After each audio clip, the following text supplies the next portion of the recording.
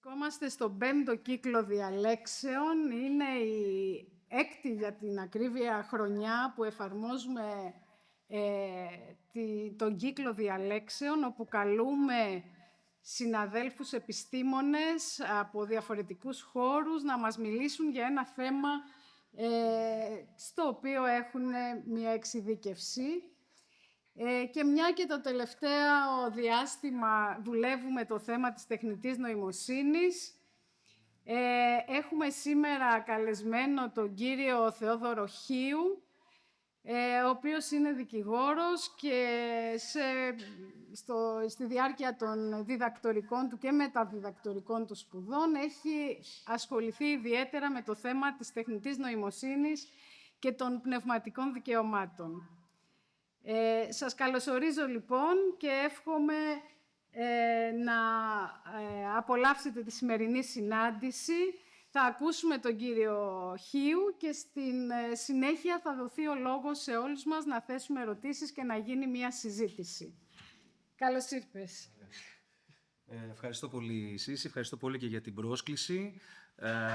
Δική μου χαρά έτσι να είμαι εδώ μαζί σας και να μοιραστώ κάποιες σκέψεις και κάποια ζητήματα που σχετίζονται με τη νομική διάσταση της τεχνητής νοημοσύνης. Όπως είπε και εσείς, εγώ είμαι νομικός στο background μου και έχω ασχοληθεί ερευνητικά με τη διαπλοκή μεταξύ τεχνητής νοημοσύνης και πνευματικών δικαιωμάτων, με μια ιδιαίτερη έμφαση στη λεγόμενη παραγωγική τεχνητή νοημοσύνη, η οποία και μας απασχολεί πολύ. Οπότε σήμερα θα δούμε κάποια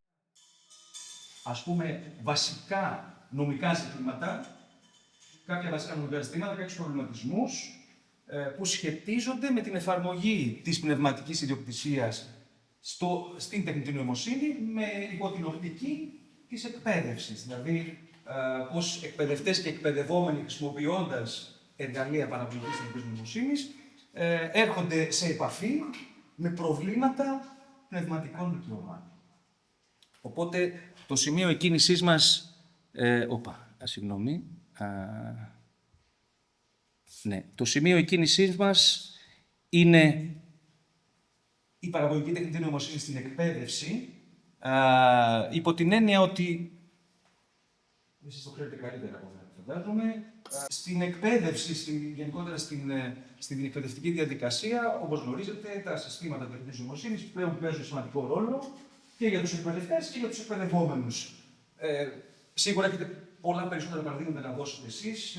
Εγώ μπορώ να φανταστώ για τους εκπαιδευτές την προετοιμασία του υλικού, η δημιουργία περιδίψεων, η δημιουργία ερωτήσεων εξετάσεων και εκπαιδευτικού υλικού. Και για τους εκπαιδευόμενους, βεβαίως, τα καλά σενάρια το να χρησιμοποιούν την τεχνητή νοημοσύνη για να βοηθηθούν στη διαδικασία της μάθησης, μέχρι βεβαίως τα κακανόμαστα να χρησιμοποιούν την τεχνητή νοημοσύνη για να δίνουν απαντήσεις στις ερωτήσεις ή στις εργασίες τους. Έτσι. Πράγμα το οποίο γεννά βεβαίως και σημαντικά ζητήματα δεοντολογίας. Οπότε αυτό είναι το σημείο εκκίνησής μας. Εδώ έχω ένα ενδεικτικό παράδειγμα, όπου χρησιμοποίησα εγώ δηλαδή για δικό μου εκπαιδευτικό υλικό.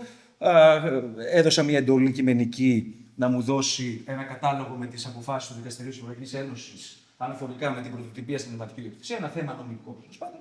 Και αυτό πολύ εύκολα μου έκανε όλο αυτό το κατάλογο, χωρίς εγώ να κουραστώ, έτσι. Οπότε βλέπουμε ότι αυτό είναι κάτι που νομίζω λένε ότι θα συμβαίνει και περισσότερο. Θα είναι μέσα στον πυρήνα της εκπαιδευτικής διαδικασίας και πλέον σήμερα θα δούμε κάποια ζητήματα που σχετίζονται με την πνευματική ιδιοκτησία. Αλλά πριν πούμε αυτό, έχει νόημα να πούμε μόνο δύο λόγια, γιατί νομίζω είστε εξοικειωμένοι, με το πώς δουλεύει αυτή η παραγωγική τεχνητή νοημοσύνη, δηλαδή συστήματα τεχνητής νοημοσύνης τα οποία παράγουν περιεχόμενο κατόπιν εντολής. Για να μπορέσουν να παράξουν περιεχόμενο, κείμενο, εικόνα, βίντεο ή οτιδήποτε, πρέπει να έχουν περάσει από την λεγόμενη εκπαίδευση. Εκπαίδευση του μοντέλου. Η οποία τι είναι, στην ουσία μια τεχνική διαδικασία, στην οποία ένας αλγόριθμος μάθησης εκτίθεται σε κάποια παραδείγματα και μαθαίνει πώς στατιστικά συνδυάζονται οι λέξεις, οι εικόνες για να βγάζει ένα αποτέλεσμα. Που σημαίνει τι, ότι χρειάζεται πάρα πολλά δεδομένα σε ψηφιακή μορφή για να μπορέσει να αποκρισταλώσει μια γνώση από αυτά τα εκατομμύρια παραδείγματα. Άρα υπάρχει μια διαδικασία η οποία ξεκινάει σχηματικά έτσι, με τη συλλογή των δεδομένων, τη συγκρότησή του σε σύνολα δεδομένων, μετά την ανάλυση, την υπολογιστική ανάλυση, ώστε να βγουν κάποιοι συσχετισμοί από αυτά τα δεδομένα και στη συνέχεια η αποκριστάλλωση κάποιων κανόνων. Έτσι, κάποιων κανόνων οι οποίοι εφαρμόζονται όταν το σύστημα θα εκτεθεί σε νέα δεδομένα και θα δώσει την πιο σωστή στατιστικά απάντηση με βάση τη γνώση που έχει αποκομίσει. Γιατί το λέω αυτό, γιατί η χρήση δεδομένων είναι κάτι το οποίο επηρεάζει πάρα πολύ την πνευματική ιδιοκτησία. Έτσι. Οπότε κρατήστε το αυτό σαν πρώτη σημείωση. Και βεβαίως η δεύτερη σχηματική διάκριση που κάνουμε είναι η λεγόμενη διάκριση ανάμεσα στο input και το output. Δηλαδή το input αφορά τη φάση κατά την οποία υπάρχει αφενός η διαδικασία της εκπαίδευσης και στη συνέχεια η υποβολή κάποιου ερωτήματος ή κάποιες εντολής από τον χρήστη του συστήματος και στη συνέχεια το σύστημα βγάζει ένα αποτέλεσμα. Ένα στοιχείο εξόδου λέγεται η απόδοση του output στα ελληνικά, βγάζει δηλαδή στην περίπτωση της παραγωγής τεχνητής νοημοσύνης κάποιο περιεχόμενο, κείμενο, εικόνα κτλ. Οπότε και αυτή η διάκριση μας ενδιαφέρει πολύ. Τώρα, σε όλο αυτό το σχήμα της εκπαίδευσης τεχνητής νοημοσύνης και παραγωγής αποτελεσμάτων, υπάρχουν διάφορα ζητήματα που σχετίζονται με αυτό που λέμε πνευματική ιδιοκτησία. Και αν δεν είστε εξοικειωμένοι με μία πρόταση, πνευματική ιδιοκτησία τι είναι? Είναι ένα δικαίωμα τύπου ιδιοκτησίας, δηλαδή ισχυρό, απόλυτο, αποκλειστικό, λέμε νομικά, το οποίο δίνει την εξουσία σε αυτόν που το έχει, να επιτρέπει και να απαγορεύει πράξεις χρήσης και εκμετάλλευσης προστατευόμενου περιεχομένου. Δηλαδή, τι? Κειμένο, εικόνας, ακουστικών έργων και γενικότερα ανθρώπινου δημιουργήματος του ανθρώπινου πνεύματος που είναι πρωτότυπο. Αυτή είναι η πνευματική ιδιοκτησία. Εδώ λοιπόν εμφανίζονται μια σειρά ζητημάτων, τα οποία τα έχω εδώ οργανώσει σε 4 κατηγορίες, μπορεί να είναι και περισσότερες άμα κάποιος το αναλύσει περισσότερο. Είναι ζητήματα που εμφανίζονται στη φάση του λεγόμενου input, δηλαδή κατά βάση ζητήματα που αφορούν τη χρήση υφιστάμενων έργων για εκπαίδευση του μοντέλου και ζητήματα που σχετίζονται με το output, που είναι κυρίως το βασικό ερώτημα του σε ποιον ανήκει το αποτέλεσμα ενός συστήματος τεχνητής νοημοσύνης. Δηλαδή ποιος έχει δικαιώματα πάνω στο αποτέλεσμα του ChatGPT. Έτσι. Που σημαίνει ποιος έχει δικαίωμα να το μονοπολεί, να το εκμεταλλεύεται, να βγάζει χρήματα από αυτό κτλ. Οπότε αυτά είναι τα δύο βασικά ερωτήματα. Υπάρχει κι άλλο ένα που αν έχουμε χρόνο θα το πούμε, που σχετίζεται με το ζήτημα της ευθύνης. Δηλαδή, όταν παράγει κάποιος ένα αποτέλεσμα εξόδου, ένα στοιχείο εξόδου από το ChatGPT, ένα κείμενο, τι ζητήματα ευθύνης γεννώνται αν το κείμενο αυτό στην ουσία είναι ένα αντίγραφο ενός υφιστάμενου κειμένου, το οποίο εμείς δεν το γνωρίζουμε. Έτσι. Μπορεί να συμβεί. Οπότε γεννώνται και τέτοιου είδους ζητήματα. Η έμφαση σήμερα θα είναι στη χρήση έργων για εκπαίδευση και στα ζητήματα του output. Ως εδώ καλά. Είναι σαφές. Ωραία. Οπότε πάρτε μια βαθιά ανάσα και πάμε τώρα λίγο πιο βαθιά. Εντάξει. Λοιπόν, η πρώτη θεματική μου είναι τα ζητήματα που σχετίζονται με την εκπαίδευση του μοντέλου. Είναι ειρωνικό λίγο το ότι μιλάμε για τεχνητή νοημοσύνη στην εκπαίδευση και αναφερόμαστε στην εκπαίδευση του μοντέλου. Έτσι. Υπάρχει και ένα inception εδώ. Εμάς μας ενδιαφέρει η τεχνική διαδικασία. Είναι αυτό που σας είπα πριν. Συγκρότηση συνόλων δεδομένων από κάποιες εταιρείες που αναπτύσσουν τα μοντέλα. Τα δεδομένα αυτά υπόκεινται σε αλγοριθμική υπολογιστική επεξεργασία και ανάλυση, ώστε στη συνέχεια να βγει ένα σύνολο κανόνων που είναι η γνώση του μοντέλου. Ωραία. Γιατί υπάρχει ζήτημα πνευματικής ιδιοκτησίας? Γιατί πολύ απλά τα δεδομένα εκπαίδευσης στις περισσότερες περιπτώσεις είναι προστατευόμενα έργα. Δηλαδή, για να μπορέσει το ChatGPT και κάθε μοντέλο να παράγει περιεχόμενο, έχει μάθει από αντίστοιχου είδους περιεχόμενο μέσω αυτής της διαδικασίας, το οποίο όμως περιεχόμενο είναι ήδη copyright, δηλαδή έχει δικαιώματα, σε κάποιον ανήκει. Μιλάμε για βιβλία, μιλάμε για συγγράμματα, μιλάμε για τέτοιου είδους περιεχόμενο. Οπότε ξεκινάμε από εκεί και θα πει κανείς, ωραία, επειδή είναι προστατευόμενο, δεν μπορεί να το χρησιμοποιήσει αυτός που αναπτύσσει το μοντέλο για να κάνει την ανάλυση και να βγάλει τη γνώση του. Η απάντηση είναι, καταρχήν, όχι. Καταρχήν όχι. Τώρα αναφέρομαι σε αυτόν που αναπτύσσει το μοντέλο. Καταρχήν όχι. Γιατί όμως? Γιατί όλες αυτές οι πράξεις που σχετίζονται με τη διαδικασία της εκπαίδευσης, δηλαδή το να συγκροτηθούν βάσεις δεδομένων με εκατομμύρια προστατευόμενα έργα, αντίστοιχα παραδείγματα εκπαίδευσης, το να υπάρξει αυτή η ανάλυση που συνήθως συναπάγεται επεξεργασία στη μνήμη RAM, προσωπικές αποθηκεύσεις ή και μόνιμες αποθηκεύσεις κάποιες. Είναι πράξεις που ελέγχονται αποκλειστικά μέσω του δικαιώματος αναπαραγωγής. Δηλαδή, ο δικαιούχος πνευματικών δικαιωμάτων έχει την εξουσία να επιτρέπει και να απαγορεύει και τη δημιουργία αντιγράφων. Και η διαδικασία αυτή είναι μια διαδικασία που συνήθως συνεπάγεται τη διενέργεια τέτοιων αντιγράφων ψηφιακής μορφής κατά βάση, δηλαδή αποθήκευση των συνόλων δεδομένων κάπου, προσωρινή αναπαραγωγή στο πλαίσιο της επεξεργασίας τους και ούτω καθεξής. Άρα, είναι μια διαδικασία η οποία κατά βάση εμπίπτει στον έλεγχο του δικαιούχου αυτών των δεδομένων εκπαίδευσης, επειδή ακριβώς συνεπάγεται τη δημιουργία αντιγράφων.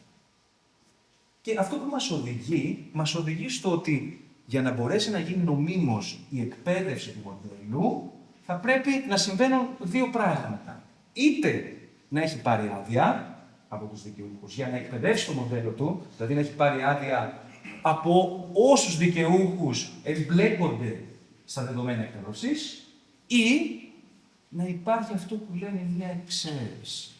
Η εξαίρεση τι είναι? Μια νομική ρύθμιση μέσα στο σύστημα πνευματικής ιδιοκτησίας που λέει ότι κατ' εξαίρεση, για παράδειγμα, η τάδε χρήση είναι ελεύθερη εκ του νόμου. Δηλαδή ο νόμος την επιτρέπει για την ικανοποίηση κάποιου άλλου συμφέροντος. Οπότε, για να μιλάμε για νόμιμη εκπαίδευση, δηλαδή για νόμιμη δημιουργία μοντέλων παραγωγικής τεχνητής νοημοσύνης, πρέπει να έχουμε ένα από τα δύο. Είτε να υπάρχει αδειοδοτημένη λύση, είτε να υπάρχει εξαίρεση. Ή συνδυασμός ενδεχομένως. Εντάξει. Άρα, ας δούμε πρώτα κάποια παραδείγματα σχετικά με την αδειοδοτημένη χρήση. Εδώ είναι ένας πρόσφατος κατάλογος, εντάξει, δεν φαίνεται καλά τώρα εδώ σε εμάς, αλλά θα τη δείτε στην παρουσίαση, όπου δείχνει συμφωνίες που έχουν κάνει μεγάλοι εκδοτικοί οίκοι, δικαιούχοι ενημέρωσης κτλ. Μαζί με μεγάλες επιχειρήσεις τεχνητής νοημοσύνης, OpenAI, Meta κτλ. Όπου έχουν δώσει τη δυνατότητα σε αυτές τις επιχειρήσεις να εκπαιδεύουν τα μοντέλα χρησιμοποιώντας το δικό τους περιεχόμενο. Είτε πρόκειται για βιβλία, είτε πρόκειται για επιστημονικά άρθρα, είτε πρόκειται για άρθρα ενημέρωση κτλ. Οπότε υπάρχει πρώτα-πρώτα μια τέτοια αγορά. Πλέον οι δικαιούχοι, δηλαδή οι μεγάλοι κυρίως δικαιούχοι, συμβάλλονται με μεγάλες επιχειρήσεις του χώρου της τεχνητής νοημοσύνης και δίνουν άδεια ώστε να χρησιμοποιούνται τα δικά τους έργα για σκοπούς εκπαίδευσης των μοντέλων. Αυτό βέβαια είναι κάτι που αναπτύχθηκε το 25 περίπου. Είναι καινούργια εξέλιξη αυτή. Η οποία βέβαια έχει έρθει και στην Ελλάδα, έτσι, βεβαίως. Εδώ είναι ένα δελτίο τύπου το οποίο σχετίζεται με το, άμα το ξέρετε, το AI Factory, το Φάρος, που είναι ένα το λεγόμενο εργοστάσιο τεχνητής νοημοσύνης που είναι εγκατεστημένο στην Ελλάδα, είναι ένα από τα κάποια, μερικές 10 περίπου εργοστάσια, δηλαδή υποδομές με υπολογιστικούς πόρους που χρησιμοποιούνται για την ανάπτυξη της τεχνητής νοημοσύνης και των εφαρμογών της. Και ένα από αυτά θα εγκατασταθεί και στην Ελλάδα. Και εδώ έχουμε ένα δελτίο τύπου όπου η Βουλή χορηγεί άδεια να χρησιμοποιείται υλικό που παράγεται στη Βουλή, δηλαδή στην ουσία κείμενα, πρακτικά κτλ. Τι λέει εκεί?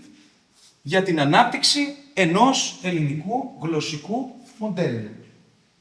Τι σημαίνει αυτό? Ότι το υλικό που παράγεται στο πλαίσιο της λειτουργίας της Βουλής θα χρησιμοποιείται ως δεδομένο εκπαίδευσης, ώστε να εκπαιδευτεί ένα μοντέλο στο φάρος, το οποίο θα είναι ένα μοντέλο ελληνικής γλώσσας, δηλαδή ένα μοντέλο που μπορεί να μιλάει, να παράγει κείμενο στην ελληνική γλώσσα. Οπότε εδώ είναι μια τέτοια περίπτωση.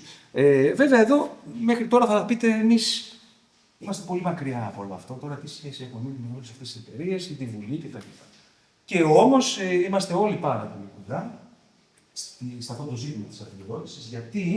Γιατί όλοι όσοι χρησιμοποιούμε συστήματα τεχνητής νοημοσύνης, κατά βάση αδειοδοτούμε το περιεχόμενο που υποβάλλουμε ως prompt ή το περιεχόμενο που παράγεται από την εντολή μας να χρησιμοποιείται από το ίδιο το σύστημα ως δεδομένο εκπαίδευσης. Και θα σας δώσω εδώ ένα παράδειγμα με τους όρους χρήσης του ChatGPT, τους οποίους μπορώ να στοιχηματίσω ότι δεν είναι διαβάσει κανένας. Παρότι όλοι το χρησιμοποιούμε, φαντάζομαι.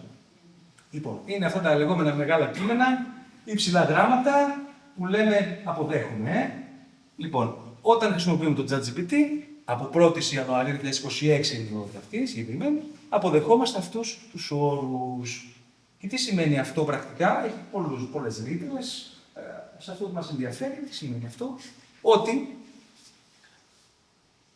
στην πραγματικότητα το περιεχόμενο που λέει ως η εισαγωγή, είναι το prompt και το αποτέλεσμα είναι το output, δηλαδή ό,τι βάζουμε πάνω στο ChatGPT, αρχείο, κείμενο, prompt, αναλόγως ό,τι χρησιμοποιούμε, μπορεί να το χρησιμοποιεί η OpenAI για να παρέχουμε, διατηρούμε, αναπτύσσουμε και βελτιώνουμε τις υπηρεσίες μας. Αυτή η φράση σημαίνει ότι το χρησιμοποιεί για την εκπαίδευση και επανεκπαίδευση του μοντέλου. Τι σημαίνει αυτό? Άμα κάνω εγώ την ερώτηση που σας δείξα στο παράδειγμα πριν, φτιάξε μου ένα κατάλογο με τις νομολογίες.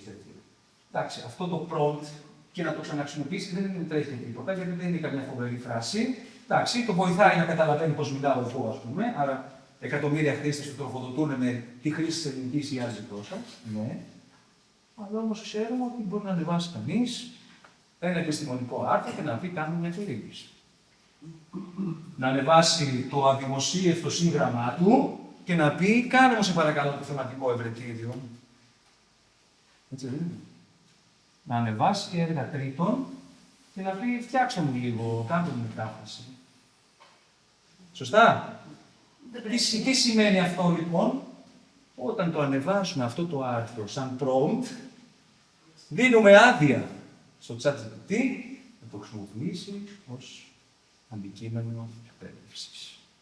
Και το πρόβλημα βεβαίως είναι, πολλά προβλήματα νομίζω σκέφτεστε όλοι εδώ, και ίσως σκέφτεστε και τι έχετε να τρέχετε, τι έχετε κάνει σε σχέση με αυτό, αλλά ένα από τα βασικά προβλήματα είναι πρώτον, δική μας δουλειά αδημοσίευτη να την βάζουμε μέσα εκεί, γιατί στην ουσία όταν το κάνουμε αυτό, πιθανότατα αυτό να αποτελέσει μέρος της γνώσης του μοντέλου, η οποία θα βγει ως αποτέλεσμα εξόδου σε κάποιον άλλο χρήστη κάποια στιγμή. Που σημαίνει τι? Μπορεί να δημοσιευτεί ένα μέρος της δικής μας δουλειάς πριν δημοσιεύσουμε εμείς σε κάποιον χρήστη. Ένας κίνδυνος είναι αυτός. Ένας άλλος κίνδυνος, βεβαίως, είναι να δίνουμε άδεια για εκπαίδευση μοντέλου σε υλικό το οποίο δεν μας ανήκει. Δηλαδή, όταν χρησιμοποιούμε εμείς ένα επιστημονικό άρθρο τρίτο και λέμε, κάνουμε μια περίληψη, μια μετάφραση, στην πραγματικότητα χορηγούμε αυτή την άδεια, αλλά δεν είμαστε δικαιοί.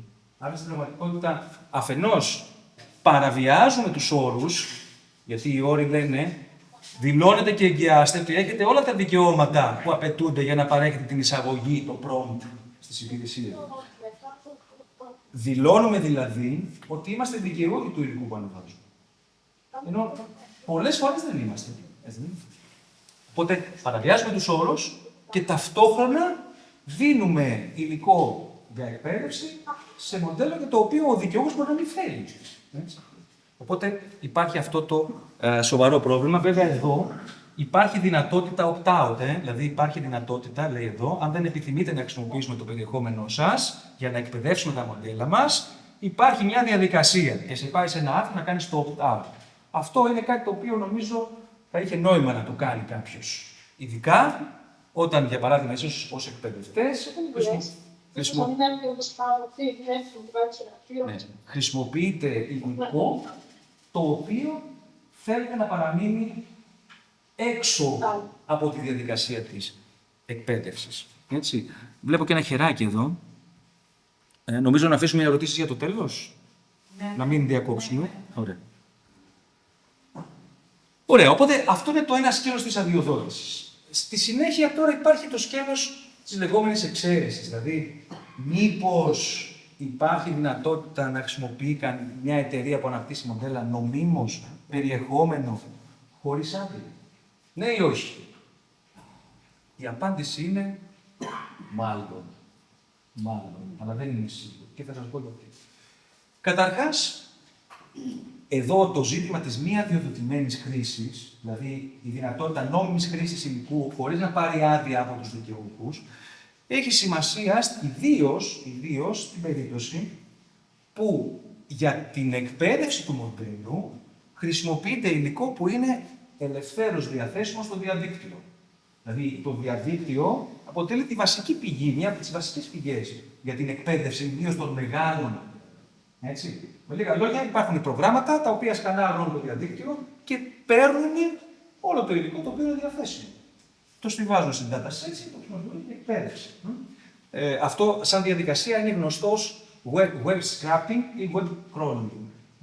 Είναι μια διαδικασία που πραγματοποιούν όλοι οι πάροχοι μοντέλων παραγωγικής τεχνητής νοημοσύνης. Σαρώνουν το διαδίκτυο και σκανάρουν και παίρνουν τα πάντα. Και εκεί λοιπόν αυτό είναι νόμιμο, χωρίς την άδεια του δικαίου? Ναι ή όχι?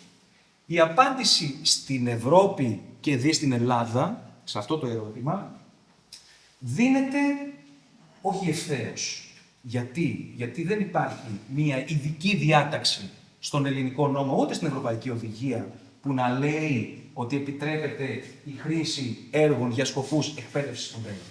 Δεν υπάρχει αυτό. Υπάρχει όμως κάτι παρεμφερές, το οποίο λέγεται εξόρυξη κειμένων και δεδομένων, ή αλλιώς text and data mining. Και τι είναι αυτό? Είναι η υπολογιστική ανάλυση, η οποία πραγματοποιείται με αυτοματοποιημένα μέσα, ώστε να παραχθεί μια πληροφορία. Αυτό λέει ο ορισμός, ο νομικός.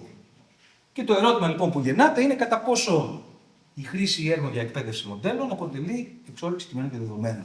Αυτό ως ερώτημα δεν ξέρω πόσο σας φαίνεται δύσκολο, παρ' όλα αυτά είναι ένα φλέγον ερώτημα στην τρέχουσα φάση που βρισκόμαστε και μάλιστα έχουμε και τις πρώτες αποφάσεις δικαστηρίων στη Γερμανία, όπου λένε ότι καταρχήν ναι, μπορεί να νοηθεί η χρήση έργων, η υπολογιστική ανάλυση έργων για σκοπούς εξαγωγής γνώσης μοντέλου ως εξόρυξη κειμένων και δεδομένων. Πέφτει σε αυτή την κατηγορία, που σημαίνει ότι ενεργοποιείται η εξαίρεση. Έτσι. Αλλά αυτό αμφισβητείται στη θεωρία. Δεν είναι δηλαδή ότι όλοι συμφωνούν με αυτό το πράγμα, που σημαίνει ότι βλέπουμε στους επόμενους μήνες ή έτος να έχουμε κάποια νομοθετική παρέμβαση σε αυτό το σημείο, που να κρίνει με τρόπο ξεκάθαρο αν και πώς εφαρμόζεται αυτή η εξαίρεση. Τι σημαίνει αυτό? Αν εφαρμοστεί η εξαίρεση, είναι καθοριστικό αυτό. Έτσι. Γιατί αν εφαρμοστεί η εξαίρεση, σημαίνει ότι υπό τους όρους της εξαίρεσης μπορεί κάθε πάροχος να χρησιμοποιεί έργα για να τα αναπαράγει για σκοπούς εκπαίδευσης μοντέλων, χωρίς άδεια. Υπό τους όρους βέβαια των εξαιρέσεων. Είναι δύο οι εξαιρέσεις. Η μία αφορά εκπαίδευση που γίνεται από ιδρύματα πολιτιστικής κληρονομιάς, βιβλιοθήκες, αρχαία μουσεία, για επιστημονικούς σκοπούς, για σκοπούς επιστημονικής έρευνας ή από ερευνητικούς οργανισμούς. Αυτή είναι η μία περίπτωση.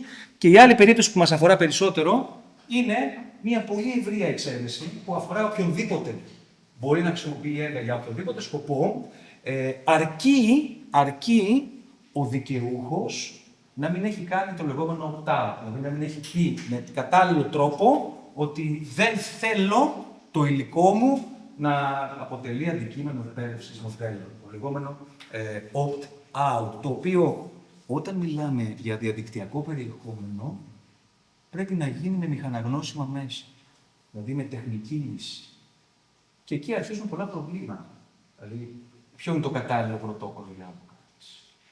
Με ποιον τρόπο θα το εφαρμόσεις. Σε επίπεδο ιστοσελίδας ή σε επίπεδο αρχείου. Και τώρα όλα αυτά για κάθε περιεχόμενο που είναι διαδικτυακά διαθέσιμο. Έτσι. Οπότε εκεί αρχίζουν πάρα πολλές δυσκολίες στην εφαρμογή, αλλά αυτό για τους εκπαιδευτές έχει πολύ σημασία. Δηλαδή για όσους ετοιμάζουν εκπαιδευτικό υλικό για παράδειγμα, το οποίο πιθανότατα να το αναρτούν στο ελεύθερο διαδίκτυο. Έτσι. Εκεί γεννάται ένα μεγάλο θέμα. Πώς θα προφυλάξεις αυτό το υλικό από τη χρήση του ως δεδομένο εκπαίδευσης. Γιατί θα φτάσουμε στο παράδοξο ένας φοιτητής ή ένας μαθητής να χρησιμοποιεί ένα σύστημα για να παρέχει απαντήσεις σε εσάς, χρησιμοποιώντας ένα σύστημα που εκπαιδεύτηκε με υλικό δικό σας που ήταν διαθέσιμο. Δηλαδή γεννώνται πολλά, νομίζω, σοβαρά ζητήματα και δεοντολογίας. Οπότε εκεί ο εκπαιδευτής θα πρέπει να δει πώς θα προφυλάξει το υλικό.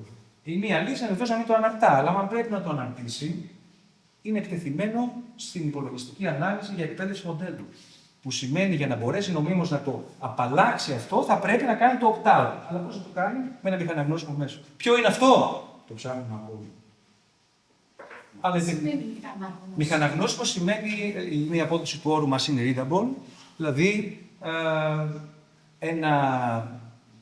μια δήλωση η οποία μπορεί να γίνει αντιληπτή από υπολογιστή. Από υπολογιστή.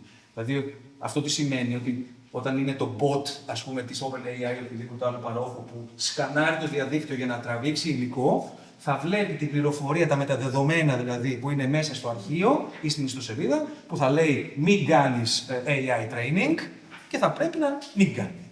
Θα πρέπει να το σέβεται.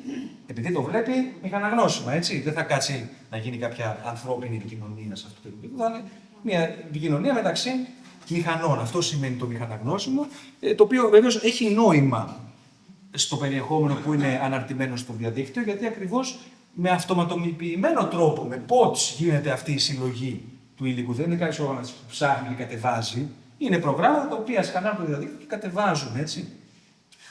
Η λεγόμενη ιστοσυγκομιδή κτλ. Οπότε αυτό το πράγμα προφανώς πρέπει να αντιμετωπιστεί με κάποιο τεχνικό τρόπο. Με ένα τεχνικό τρόπο. Και όταν λέμε μηχαναγνώσιμο, εννοούμε τρόπος ο οποίος είναι αναγνώσιμος, κατανοητός από μηχανή. Έτσι. Οπότε θα πρέπει να κρατήσετε αυτό, ότι όταν υπάρχει διαδικτυακώς διαθέσιμο υλικό, πιθανότατα να αποτελεί στόχο από ένα bot το οποίο θα πρέπει να τραβήξει το υλικό για να το χρησιμοποιήσει σαν δεδομένο εκπαίδευσης. Αν δεν θέλετε να το χρησιμοποιήσετε, πρέπει να κάνετε opt-out. Δηλαδή πρέπει να εφαρμόσετε κάποια μηχαναγνώσιμα μέσα. Βέβαια, οι εξαιρέσεις αυτές εφαρμόζονται εφόσον η πρόσβαση στο υλικό είναι νόμιμη. Έτσι, η πρόσβαση στο υλικό είναι νόμιμη. Δηλαδή, τι σημαίνει αυτό? Αν υπάρχει υλικό το οποίο είναι πίσω από paywalls, συνδρομητικό περιεχόμενο κτλ., αυτό δεν θεωρείται ελευθέρως διαθέσιμο, άρα δεν μπορεί να σπάσει το bot της OpenAI ή κάποιο άλλο παρόχο αυτή την προστασία και να το πάρει. Έτσι, δηλαδή, αν το πάρει, δεν θα εφαρμοστεί εξαίρεση. Αυτό είναι σαφές. Όμως, παρόλα αυτά, υπάρχει ένα νομικό ερώτημα, γιατί η διατύπωση, εμείς στα νομικά, ξέρετε, ασχολούμαστε πολύ με τη γραμματική λεγόμενη ερμηνεία. Δηλαδή, ο κανόνας έχει μια πρόταση, ένα νόημα το οποίο προκύπτει από το γράμμα του.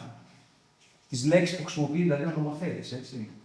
Και ερμηνεύουμε τις λέξεις και λέμε τι σημαίνει το ένα ή το άλλο. Εδώ λοιπόν ο νομοθέτης αναφέρεται σε νομιμότητα πρόσβασης. Έτσι. Νομιμότητα πρόσβασης. Δεν αναφέρεται όμως στο αν το προσβάσιμο περιεχόμενο, εγώ μπαίνω επειδή είναι ελεύθερο. Έτσι. Είναι ελεύθερο, δεν υπάρχει περιορισμός, μπαίνω, είναι νόμιμη η πρόσβαση. Έτσι. Δεν σπάω κάποιο paywall ή κάτι να το δω. Είναι ελευθέρω διαθέσιμο στο διαδίκτυο. Άμα μπω και το δω, είναι νόμιμη η πρόσβαση. Είναι όμως νόμιμη η ανάρτησή του? Δεν είναι σίγουρο. Δηλαδή, εγώ μπορώ να πω σε περιεχόμενο νομιμός, το οποίο όμως δεν έχει αναρτηθεί νομιμός. Δηλαδή, είναι πειρατικό περιεχόμενο. Εκεί θα εφαρμοστεί η εξαίρεση. Πάλι το ψάχνουμε και αυτό. Η μία άποψη λέει ότι δεν θα πρέπει να εφαρμοστεί. Και νομίζω ότι αυτή είναι και η σωστή. Παρ' όλα αυτά, ο νόμος δεν λέει νομιμότητα πηγής, έτσι. Λέει νομιμότητα πρόσβασης. Γιατί το λέω αυτό, γιατί εδώ τα παραδείγματα που σας δείχνω είναι από αμερικάνικες αποφάσεις, έτσι. Όπου τελικά το δικαστήριο είπε ότι στην περίπτωση εκπαίδευσης που έγινε από τη Meta, Facebook και από την Anthropic, η οποία στηρίχτηκε σε τι? Σε πειρατικές ιστοσελίδες. Υπάρχει μια μεγάλη βάση δεδομένων που λέγεται Library Genesis, που εδρεύει στη Ρωσία, η οποία έχει e-books πειρατικά. Και τελικά αποδείχτηκε ότι τα μοντέλα τεχνητής νοημοσύνης της Anthropic και της Meta και πιθανώς κι άλλων χρησιμοποίησαν υλικό από εκεί πέρα μέσα. Δηλαδή πήγαν στην πειρατική σελίδα τα bots, πήραν όλα τα e-books, τα οποία είναι παρανόμως αναλυτικά, έτσι. Νόμιμη πρόσβαση. Τα πήρανε και εκπαιδεύσαν. Πήραν όλη την γνώση. Έτσι. Και οι δικαιούχοι βέβαια δεν είχαν καμία συμμετοχή σε όλο αυτό. Έτσι. Ούτε μπόρεσαν να το αποτρέψουν, ούτε βεβαίως αμυνθήκαν. Οπότε, ο δικαστής εδώ στις αποφάσεις αυτές έκρινε ότι υπάρχει πρόβλημα. Δεν μπορεί να θεωρηθεί αυτό νόμιμο, δεν μπορεί να είναι επιτρεπτό. Έτσι. Και τους καταδίκασε, αλλά τελικώς στην περίπτωση της Anthropic φτάσαμε να υπάρχει το μεγαλύτερο deal εξοδικαστικού συμβιβασμού για τα πνευματικά δικαιώματα στη ΣΥΠΑ, ύψους 1,5 δις δολαρίων, για να κλείσει ακριβώς αυτή η υπόθεση. Η παράνομη δηλαδή χρήση έργων από πειρατική ιστοσελίδα. Ποιος τα πήρε αυτά τα χρήματα? Τώρα υπάρχει μια μεγάλη διαδικασία σε αυτό. Υπάρχει δηλαδή υπάρχει μια ειδική, ας το πούμε, πλατφόρμα όπου βάζει κάποιος το όνομά του ή το ISBN για να δει αν υπήρχε μέσα στη Library Gen και μετά από εκεί συμμετέχει, δηλώνει τη συμμετοχή του και θα πάρει ένα ποσό από αυτό. Βεβαίως το 1,5 billion εδώ που λέει είναι μεικτά, έτσι. Θα φύγουν και κάτι νομικά έξοδα, θα φύγουν και... Αλλά, εν πάση περιπτώσει, εγώ το λέω πιο πολύ επί της αρχής ότι δεν μπορούμε να γνωρίζουμε τελικά πώς το υλικό αυτό που είναι ανακοινώσει στο διαδίκτυο με τη θέλησή μας σε πρώτο βαθμό, αλλά κυρίως χωρίς τη θέλησή μας, αν θα καταλήξει να είναι αντικείμενο εκπαίδευσης ενός μοντέλου. Γιατί μην ξεχνάμε ότι το εκπαιδευτικό υλικό τώρα, εμείς μιλάμε εκπαιδευτές, το εκπαιδευτικό υλικό που π.χ. διανέμεται σε εκπαιδευτικές κλίμακες, μπορεί να κάποια στιγμή να αναρτηθεί. Στο Reddit, στο οπουδήποτε. Αυτό μπορεί πολύ απλά να αντιληφθεί και να αποτελέσει αντικείμενο εκπαίδευση. Οπότε γίνονται πολλά ζητήματα ελέγχου εδώ, το καταλαβαίνετε. Δηλαδή, τι μπορεί να κάνει κάποιος για να το αποτρέψει. Είπαμε να κάνει το opt-out, ναι, αλλά πώς θα το κάνει κτλ. Δύσκολο. Και μετά πώς θα ξέρει με τι βάση δεδομένων εκπαιδεύτηκε το μοντέλο. Μπορεί να το ξέρει αυτό ο καθένας μας. Πολύ δύσκολο. Γι' αυτό λοιπόν ήρθε το λεγόμενο AI Act, ο κανονισμός ο ευρωπαϊκός για την τεχνητή νοημοσύνη, και επέβαλε δύο υποχρεώσεις στους παρόχους. Η μία υποχρέωση είναι ότι πρέπει να εφαρμόζουν πολιτική ώστε να συμμορφώνονται με το opt-out, δηλαδή θα πρέπει όποιος μπαίνει στην ευρωπαϊκή αγορά να έχει, ας το πούμε, εφαρμόσει μια πολιτική συμμόρφωσης, να έχει λάβει δηλαδή από το σχεδιασμό της εκπαίδευσης του μοντέλου, να έχει μηχανισμό ώστε να αναγνωρίζει τα μηχαναγνώσιμα opt-outs και να μην εκπαιδεύει τα μοντέλα του με αυτά τα έργα. Έτσι. Οπότε δηλαδή αναπτύσσεται, και αυτό αναπτύσσεται, δεν έχει εφαρμοστεί ακόμα, αλλά αναπτύσσεται ακριβώς αυτή η αλληλεπίδραση.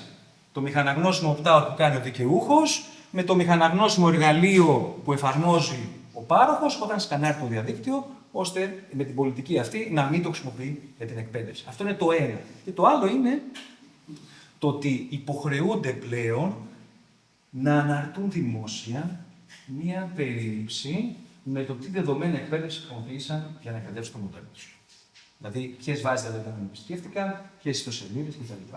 Αυτό βέβαια είναι με βάση ένα πρότυπο που παρέχει ένας φορέας της Ευρωπαϊκής Ένωσης που λέγεται AI Office, το οποίο όμως και αυτό έχει αρκετά αρνητικά σημεία, κυρίως επειδή είναι πολύ γενικό. Δηλαδή, αν δείτε εδώ, για να δείτε πώς λειτουργεί και η νομοπαρασκευαστική διαδικασία στην Ευρωπαϊκή Ένωση, στους συμβιβασμούς. Εδώ λέει, οι πάροχοι, δηλαδή η OpenAI, η Meta, οι μεγάλοι Αμερικάνοι στην ουσία, καταρτίζουν και δημοσιοποιούν επαρκώς λεπτομερή περίληψη. Επαρκώς λεπτομερή περίληψη. Δηλαδή, αυτό έχει μια γέννη αντίφαση. Μια περίληψη δεν μπορεί να είναι λεπτομερή. Έτσι. Αλλά λέει μια επαρκώς λεπτομερή περίληψη. Δηλαδή, ναι, μεν, αλλά. Ναι, μεν θα πεις λεπτομερώς, αλλά σε περίληψη. Αυτό λοιπόν είναι ο συμβιβασμός των συμφερόντων των παρόχων και των δικαιούχων. Που λέει, ο πάροχος λέει δεν θέλω να λέω, ο δικαιούχος λέει θέλω να ξέρω. Άρα, ποιος είναι ο συμβιβασμός? Επαρκώς λεπτομερής περίληψη. Οπότε καταλαβαίνετε ότι όλα αυτά στην πράξη γεννούν πάρα πολλές δυσκολίες που δεν θα τις λύσουμε σήμερα, είναι το μόνο σίγουρο, αλλά τουλάχιστον κλείνοντας αυτή την ενότητα, να υπάρχει υποψία ότι υπάρχει ένα διακύβευμα χρήσης υλικού, ειδικά υλικού που δημοσιεύεται στο διαδίκτυο, δηλαδή εκπαιδευτικό υλικό, ας πούμε, και ότι εκεί υπάρχουν διάφοροι τρόποι για να μπορέσει κανείς να αποφύγει τη χρήση του υλικού αυτού για σκοπούς εκπαίδευσης μοντέλων, οι οποίοι όμως παρουσιάζουν αρκετές δυσκολίες. Οκ. Αν δεν έχουμε απορίες, είστε ακόμα σε εγρήγορση, μπορούμε να προχωρήσουμε. Να ρωτήσω κάτι. Ναι. Εμείς ξέρουμε τις άδειες Creative Commons τώρα, έτσι, οι οποίες υποτίθεται ότι προστατεύουν και τους δημιουργούς. Γιατί επιλέγουν οι ίδιοι τις συνθήκες, τους όρους της άδειας. Ναι. Καθώς εγώ είχε την ιδέα ότι θα έπρεπε να επεκταθεί πια αυτή η άδεια και να μπει και μια επιλογή για το αν επιτρέπω να αξιοποιηθεί για την εκπαίδευση κάποιου μοντέλου. Ναι. Υπάρχει κάποια τέτοια σκέψη? Αυτό είναι πολύ ωραία ερώτηση. Υπάρχουν κάποιες κινήσεις, όχι όμως για την τροποποίηση των αδειών. Έτσι. Και πράγματι, οι άδειες Creative Commons, αναλόγως βέβαια της παραλλαγής για την οποία μιλάμε, έτσι, ενδέχεται να αποτρέπουν κάποιες χρήσεις, έτσι, κυρίως στο ζήτημα της αποφυγής δημιουργίας παραγόγων κτλ. Αλλά απ' την άλλη όμως, και αυτό είναι σημαντικό το να το κρατήσετε, έχει βγει, ας το πούμε, ένα statement από την Creative Commons Foundation που λέει ότι το non-commercial που συνήθως βάζουμε στις άδειες, δηλαδή επιτρέπεται την χρήση, αλλά όχι για εμπορικούς σκοπούς. Το non-commercial λοιπόν στην άδεια δεν ισοδυναμεί με opt-out. Δηλαδή η εξαίρεση ισχύει. Γιατί σου λέει, υπάρχουν διάφοροι λόγοι πίσω από αυτό, αλλά κυρίως ότι εμείς ευνοούμε την ανοιχτή χρήση. Που μέσα σε αυτή την ανοιχτή χρήση, βέβαια, που θα υποφεληθούν πολλοί, θα υποφεληθούν και κάποιοι που θα κερδοσκοπήσουν. Οπότε, τελικά, με την εφαρμογή του NC δεν προστατεύεται ο δικαιούχος από την κερδοσκοπική εκμετάλλευση για σκοπούς εκπαίδευσης, εκτός αν κάνει το opt-out. Δηλαδή, πάλι ερχόμαστε εκεί. Το ζήτημα βεβαίως μιας ειδικής άδειας που να έχει αυτή τη ρήτρα για το AI training είναι κάτι το οποίο πράγματι συζητιέται. Υπάρχει αυτό. Ή υπάρχει επίσης μία τάση να υπάρξουν τα λεγόμενα CC signals, λέγονται. Δηλαδή κάποιο είδους labeling που να λέει τι μπορείς να κάνεις με τα δεδομένα αυτά. Όμως δεν είναι αδειοδότηση πιο πολύ, είναι ας πούμε επισήμανση του περιεχομένου. Αλλά όντως τα Creative Commons έχουν εμπλοκή μεγάλη σε αυτό, που όμως τελικά, τουλάχιστον όπως το βλέπω εγώ, έτσι, γιατί τώρα όλα αυτά που συζητάμε είναι θέματα τρέχοντα, τα οποία είναι υποδιαμόρφωση, έτσι, δηλαδή γίνεται συζήτηση και σε θεωρητικό επίπεδο και ενδεχομένως η νομοθεσία μπορεί να ρυθμίσει κάποια ζητήματα, αλλά εδώ στα Creative Commons ειδικά νομίζω ότι τελικά δεν προφυλάσσουν τον δικαιούχο. Δεν τον προφυλάσσουν. Γιατί ακριβώς το NC που περιμένει κανείς να πει ότι δεν θέλω να κερδοσκοπεί η OpenAI με το υλικό μου, τελικά θα μπορεί να το κάνει βάσει της εξαίρεσης. Εκτός αν κάνουμε opt-out. Έχουμε δύο ερωτήσεις. Ναι. Να πάρεις μια ανάση. Να τις πάρουμε, εντάξει, εγώ μια χαρά, δεν έχω θέμα. Να τις πάρουμε. Ωραία. Να δώσω το λόγο στον κύριο Φαμένη. Καλησπέρα, ευχαριστούμε πάρα πολύ για την πολύ ενδιαφέρουσα παρουσίαση. Θέλω να ρωτήσω κάτι. Στα διάφορα μοντέλα σου δίνεται μια επιλογή να κάνεις ένα, πώς λέει, cognito. συζήτηση, στην οποία θεωρητικά αυτά τα δεδομένα πιθανόν να μην χρησιμοποιούνται για την επανεκπαίδευση του μοντέλου ή να μην βγαίνουν προς τα έξω. Τι ισχύει για αυτές? Είναι διαφορετικό από αυτό που λέει μέσα σε οδηγίες ότι κάνει αυτές τις ενέργειες για να μην δηλώσουν ότι θες τα δεδομένα σου να χρησιμοποιούνται για εκπαίδευση? Ναι, αυτό εξαρτάται. Και πόσο καλυμμένος είναι κάποιος που πατάει, ας πούμε, incognito χρήση των δεδομένων του, γιατί μου φαίνεται από ό,τι έχω διαβάσει δεν μπορεί να είναι και σίγουρος ότι δεν τα χρησιμοποιήσουν τελικά οι εταιρείες αυτές. Κατανοητό, ευχαριστούμε. Στην πράξη αυτή η απάντηση μπορεί να δοθεί μόνο αν γνωρίζουμε το κείμενο των όρων χρήσης του συγκεκριμένου συστήματος. Δεν υπάρχει μια γενική απάντηση δηλαδή, σε αυτό. Οπότε το incognito δεν ξέρουμε τι ακριβώς σημαίνει. Μπορεί να σημαίνει ότι δεν κρατάει ιστορικό, αλλά όχι ότι δεν είναι άδεια για χρήση. Έτσι, για σκοπούς εκπαίδευσης. Που σημαίνει ότι πρέπει να πάμε με βάση τους όρους χρήσης. Τουλάχιστον οι όροι που έχω δει εγώ, π.χ. ChatGPT, παρουσιάζουν ως μόνο τρόπο για να αποφευθεί η χρήση του υλικού που ανεβάζει κανείς για σκοπούς επανεκπαίδευσης, τουλάχιστον με βάση τους όρους, έτσι, είναι να κάνει τη διαδικασία του opt-out, δηλαδή ρητός να δηλώσει στον πάροχο ότι δεν θέλω να εκπαιδεύεις το μοντέλο με το υλικό που σου δίνω. Έτσι. Δηλαδή αυτή είναι το incognito, ενδεχομένως να μην καλύπτει αυτή την περίπτωση, αλλά μπορεί σε κάποιο μοντέλο να το καλύπτει. Αυτό δεν το γνωρίζω, εξαρτάται από τους όρους χρήσης. Βέβαια, το αν τελικά το κάνει, ακόμα και αν εσύ κάνεις opt-out, αυτό εκεί είναι μια άλλη ιστορία. Δηλαδή είναι θέμα εμπιστοσύνης. Είναι θέμα εμπιστοσύνης. Πόσο εμπιστεύεσαι? Γιατί στην τελική, να το πούμε και πρακτικά, ποιοι από εμάς θα πάμε να κάνουμε νομική διεκδίκηση στην OpenAI στην Καλιφόρνια, αν τυχόν υπάρξει παραβίαση των όρων, που διέπονται από το δίκαιο της Καλιφόρνιας ή του Delaware. Τι είναι πράγμα. Σας ευχαριστώ πολύ. Να δώσουμε το λόγο και στην φοιτήτριά μας, την Κάτια Κολοκάτη. Ναι. Βασικά εγώ έχω 3 μικρούλες ερωτήσεις. Πρώτον, τα σχολικά βιβλία μπορούν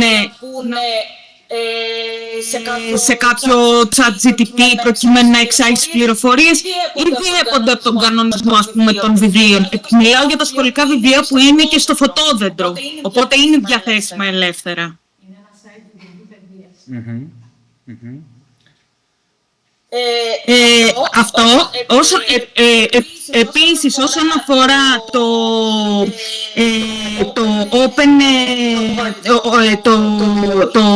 UAA Act που είπατε ότι δημιουργείται τώρα, αν έχει κάποια εφαρμογή στο OpenAI, και ρωτάω γι' αυτό γιατί είναι στην Αμερική η βάση, οπότε δεν ξέρω αν έχει κάποιον εκπρόσωπο σε κάποια χώρα της Ευρωπαϊκής Ένωσης προκειμένου να...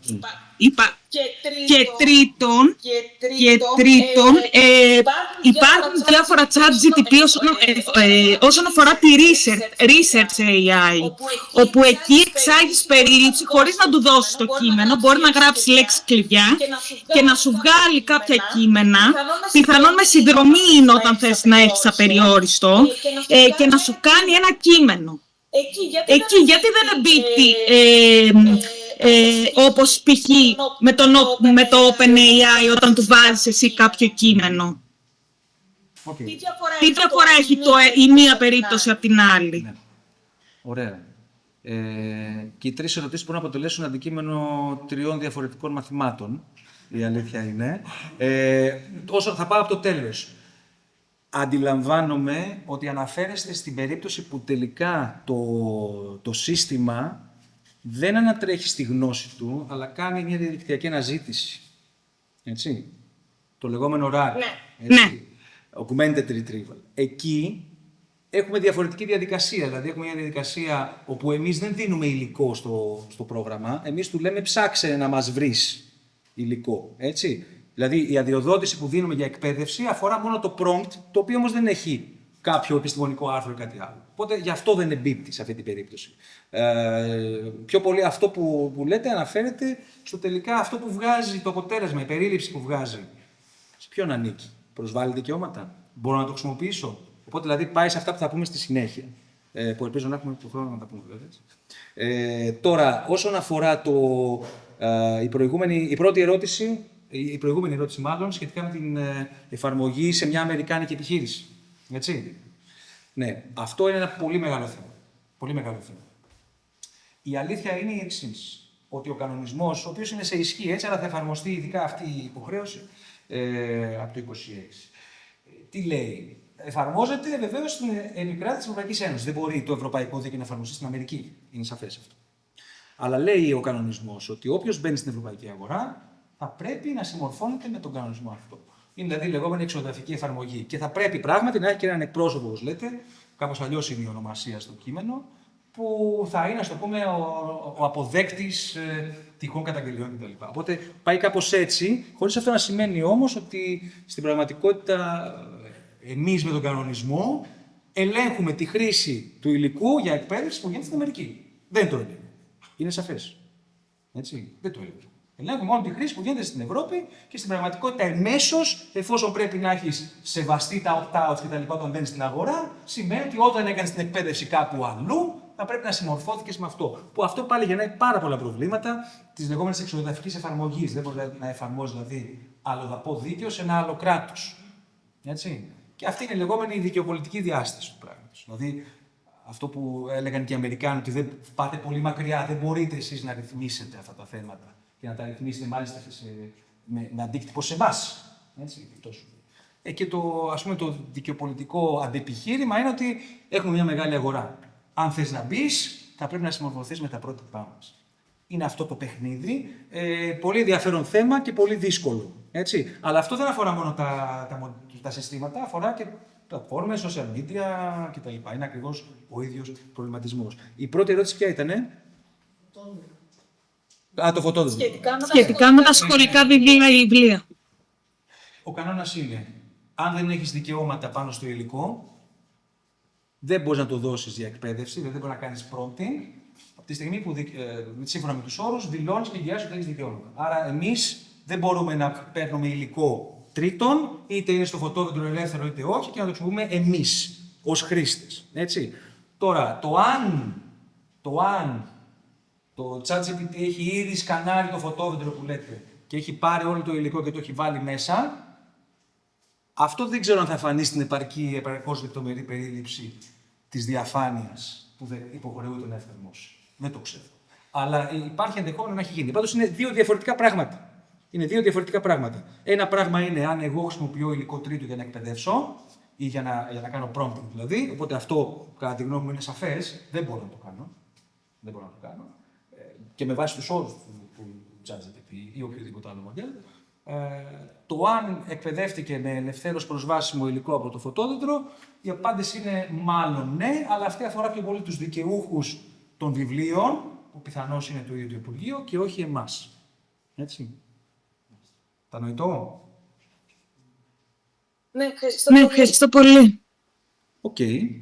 Να ρωτήσω για κάτι. Βεβαίως. Λοιπόν, υπήρχε λίγο την διαφορία με τα Creative Commons, αλλά θέλω να ρωτήσω κάτι ακόμα πιο απλό.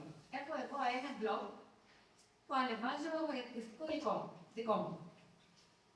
Κατά την περίοδο του COVID, είχαμε δει ότι πολλά τέτοια blog είχαν στο τέλος ένα κείμενο που μπορούμε να άδειε χρήση. Ότι επιτρέπω να χρησιμοποιήσετε στην τάξη, αλλά όχι να δημοσιεύσετε και να κάνετε διάφορα. Αν εγώ τώρα που έχω αυτό το blog, γράψω ένα τέτοιο κείμενο και προσθέσω. Να μην εκπαιδεύεται. Ναι. Αυτό είναι εντάσσεται μέσα στα αναγνώσιμα μέσα.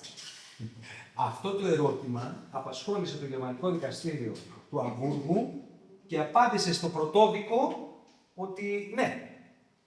Ότι, δηλαδή, έκανε βέβαια το λογικό εξισάλμα. Είπε, μηχαναγνώσιμο είναι και το κείμενο σε φυσική γλώσσα, σε ανθρώπινη γλώσσα, γιατί είναι ψηφιακό δεδομένο που το καταλαβαίνει ο υπολογιστής. Δεν με πείθει.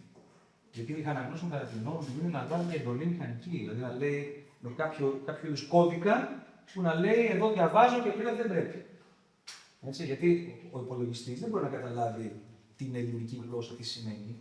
Έτσι. Που σημαίνει ότι κατά τη γνώμη μου εκεί θα έπρεπε να εφαρμόζεται ένα μηχαναγνώσιμο καθαρό με το εισαγωγικό μέσο. Δηλαδή κάποιο πρωτόκολλο ή στη σελίδα ή στο λογικό, το οποίο να δίνει την αντίστοιχη εντολή στο μοντέλο, στον bot του μοντέλου, ότι μη το Δηλαδή, θα τα βάζα και τα δύο. Θα τα βάζα και τα δύο. Αλλά μάλλον όχι μόνο το. Έτσι. Βέβαια, στην περίπτωση τη δικιά σας, γεννάτε το. Δεν ήθελα να πω σε αυτή τη διαδικασία, αλλά μια και το αναφέρετε, γεννάτε το ερώτημα. Οκ, βάζετε το μηχανογνώσιο μέσο. Είναι τέλειο, είναι κατάλληλο, είναι ό,τι πρέπει. Άμα έχει ήδη εκπαιδευτεί, τι θα κάνει. Δηλαδή, αν έχει ήδη σαρώσει το περιεχόμενό σας, πριν βάλετε το μηχανογνώσιο μέσο. Θα μπει στη διαδικασία η OpenAI του unlearning που λένε. Δηλαδή, να ξεμάθει από το υλικό σας. Μάλλον. Οπότε βλέπουμε ότι αυτά όλα έχουν δυσκολία στην αναδρομική εφαρμογή και μάλλον μιλάμε για μια μελλοντική χρήση χωρίς να μπορούμε να εκπέμπουμε στην παρελθούσα εκπαίδευση, η οποία μπορεί να έχει γίνει το 2019, το 2020. Τα μοντέλα αυτά εκπαιδευτήκαν την περασμένη δεκαετία. Και εκπαιδεύονται ακόμη, τέλος πάντων, αλλά το υλικό είναι ήδη υφιστάμενο. Η δική μας ρύθμιση εδώ έχετε νομίζω αρκετά αργά. Και πολλό δε μάλλον αρκετά αναποτελεσματικό στο βαθμό που ακόμα δεν έχουμε μια συγκεκριμένη απάντηση. Ποιο είναι το μηχανογνώσιο μέσο, αυτό που ρωτάτε εσείς, τόσο απλή απάντηση. Θα δείτε, άμα διαβάσετε αντίστοιχα βιβλία ή συγγράμματα ή αποφάσεις δικαστικές, θα δείτε διαφορετικές απόψεις σε σχέση με αυτό. Ναι, κάποιοι λένε όχι. Και εγώ πιστεύω ότι η φυσική γλώσσα δεν είναι μηχανογνώσιο. Αυτό που ρώτησε κι εσείς. Δεν είναι μηχανογνώσιο, είναι ανθρωπαναγνώσιο. Ο άνθρωπος είναι. Η μηχανή βλέπει ψηφία. Δεν καταλαβαίνει όμως. Δηλαδή το αναγνώσιμο πρέπει να είναι και κατανοητό, κατά τη γνώμη μου. Και αν είναι μηχαναγνώσιμο, πρέπει να είναι κατανοητό από τη μηχανή.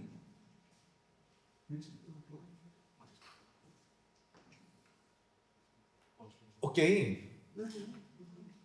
Προχωράμε. Αντέχεις. Εγώ έχω ζεσταθεί τώρα, δεν έχω πρόβλημα. Το θέμα είναι δεν ξέρω πόσο χρόνο έχουμε, γιατί τώρα μπαίνουμε σε μια δεύτερη ενότητα. Ίσως πούμε τη δεύτερη και την πούμε την τρίτη. Δεν ξέρω, έχουμε 20 λεπτά, ή όχι. Όχι, μπορούμε να κάτσουμε λίγο παραπάνω. Χαρήκατε, εντάξει. Οκ. 7 Λοιπόν, ωραία, προχωράμε. Εφόσον έχει ενδιαφέρον, προχωράμε. Ωραία, είδαμε τώρα λίγο το ζήτημα του λεγόμενου input, δηλαδή χρήση του υλικού μας για εκπαίδευση του μοντέλου. Και είδατε πόσα ζητήματα υπάρχουν και βεβαίως πολλά ερωτήματα που είναι αναπάντητα, δυστυχώς αναπάντητα και για μας. Δεν είναι ότι δεν μοιράζομαι την απάντηση, είναι ότι πολλές φορές δεν υπάρχει μία συγκεκριμένη απάντηση. Πάμε τώρα να δούμε κάτι πιο έτσι γλαφυρό. Λοιπόν, εδώ όπως είδατε είχα βάλει μια φωτογραφία. Έτσι, στην αρχή της παρουσίας. Μια φωτογραφία η οποία πώς προέκυψε. ChatGPT, έτσι, μπήκα χωρίς συνδρομή, στο ανοιχτό, στο ελεύθερο και του λέω, κάνω μια εικόνα για παρουσίαση PowerPoint που αφορά AI and education. Και πάτησα enter. Τι είναι η δική μου συμβουλή, δεν έκανα κάτι άλλο. Σε λίγα δευτερόλεπτα είχα αυτό. Καλό, κακό, τέλος πάντων, αυτό είναι, το πήρα, το έβαλα. Ωραία. Αυτό λοιπόν τώρα, αυτή η εικόνα. Τι είναι δική μου. Μου ανήκει. Μπορώ να την μονοπολίσω. Μπορώ να αποτρέπω τη χρήση του από τρίτους. Ναι ή όχι. Αυτή είναι η ερώτηση.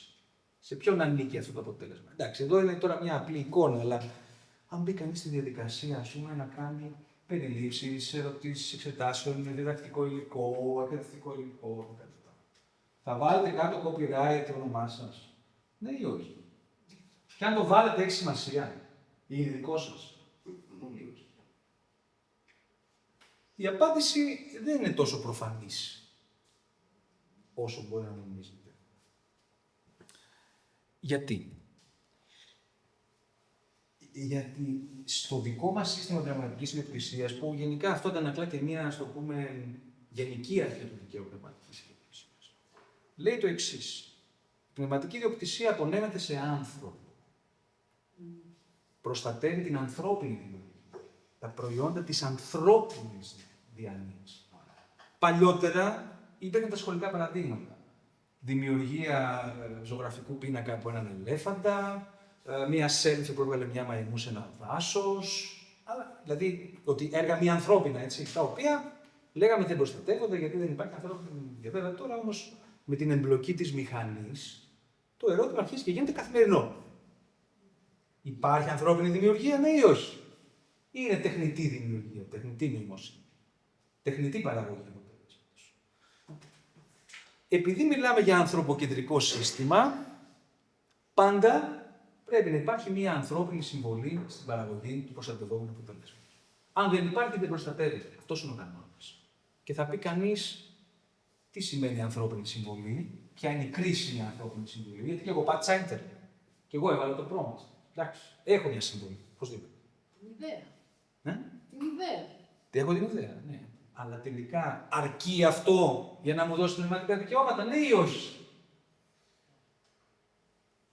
Ο γενικός κανόνας, έτσι, η θεωρία, τι λέει. Ότι προστατεύεται ένα πρωτότυπο πνευματικό δημιούργημα. Τι σημαίνει πρωτότυπο πνευματικό δημιούργημα? Δημιούργημα το οποίο δημιούργησε ένας άνθρωπος με μια δημιουργική συμβολή η οποία αντανακλά την προσωπικότητά του. Δηλαδή έκανε ελεύθερες επιλογές ή δημιουργικές επιλογές κατά τη φάση της δημιουργίας, οι οποίες αντανακλούν την προσωπικότητά του. Στο εκπαιδευτικό υλικό τι σημαίνει? Κάνω την επιλογή της δομής, του περιεχομένου, των ερωτήσεων, διαλέγω.